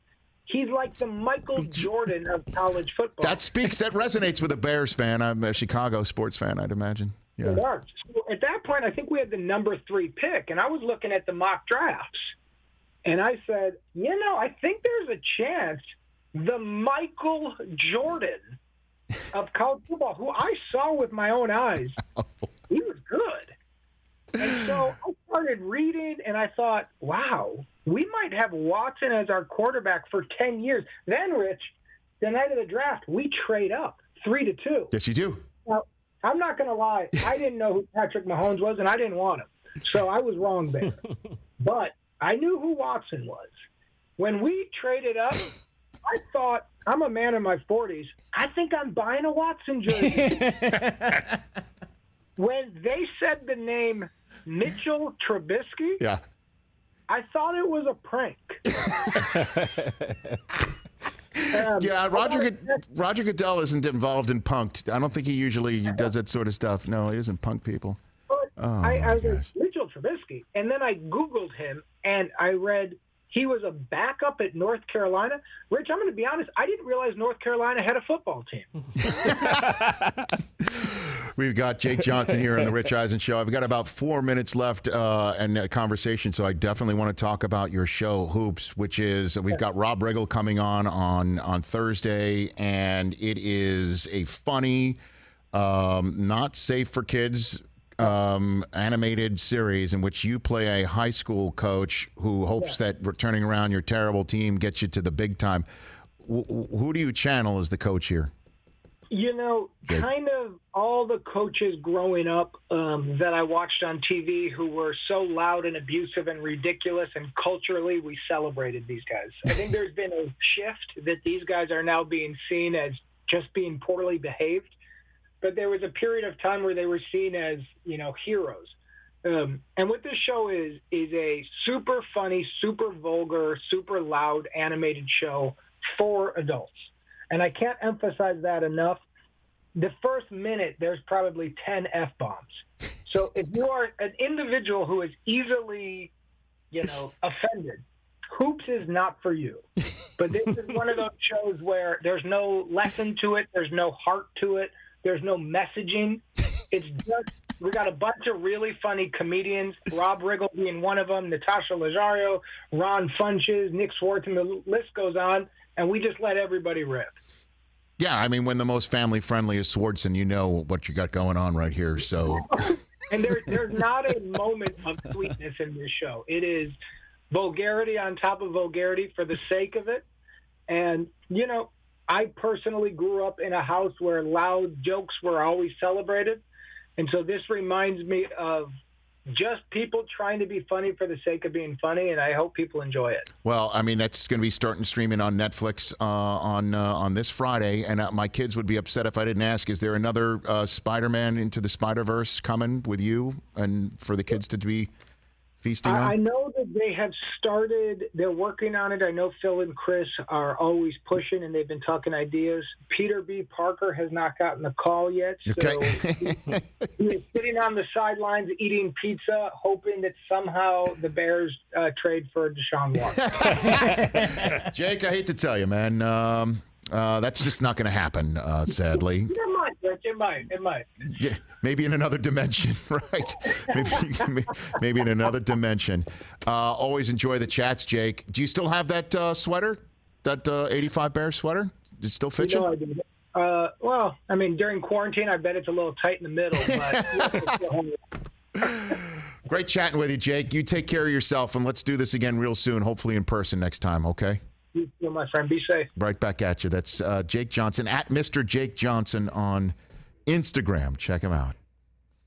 Oh, man. Is there one more? Oh, yeah, there's one last still from Hoops that we haven't gotten to, and it's an outrage. I don't know what's this. This is supposed to be me. I don't get it. I don't have a soul patch. My eyes don't look like that. I mean, Rich. Maybe you Did they? I don't know. Did they use a photograph of Jim Gray instead of me? Oh. Jim Gray. Wilford Brimley? Rest in peace. No, this is Wilford Brimley from because I'm at the you're Brimley line right now, right? You're at the Brimley line. By the way, absolutely. Rest in peace, Wilford Brimley. Wilford Brimley. That happened while we were That's gone. right. I know. That's right. Good show, everybody. Good show, everybody. That's why we come in every day. Jake Johnson, that was fun. Stipe Miocic and Kyle Brandt. Final poll results while I look up tomorrow's show lineup. Yeah, who's going to play 2020 with the biggest chip on their shoulder? Cam Newton, 64%. Okay, who do we have on tomorrow's show? I'm just going to flat out ask that out loud. Here we go. Tony Stewart, Jim Belushi. Hey, all right. Hey. On tomorrow's program. Thursday show, Riggle and Bruce Arians. Oh, baby. We need to put the kids to bed Talk with about Bruce. two guys you'd like to have a beer with. Fantastic. That's how we're rolling over the next couple days. I want to thank everybody for taking in this edition of the Rich Eisen Show. Once again, we will start streaming on Peacock on Monday. Please, everybody out there in the wormhole, go and get it. You can watch it on any mobile device. You can watch it on desktop as well, just like you're taking in YouTube on our stream. And it's free, just like YouTube as well. Download that app and make sure you get our show. We will see you on Wednesday.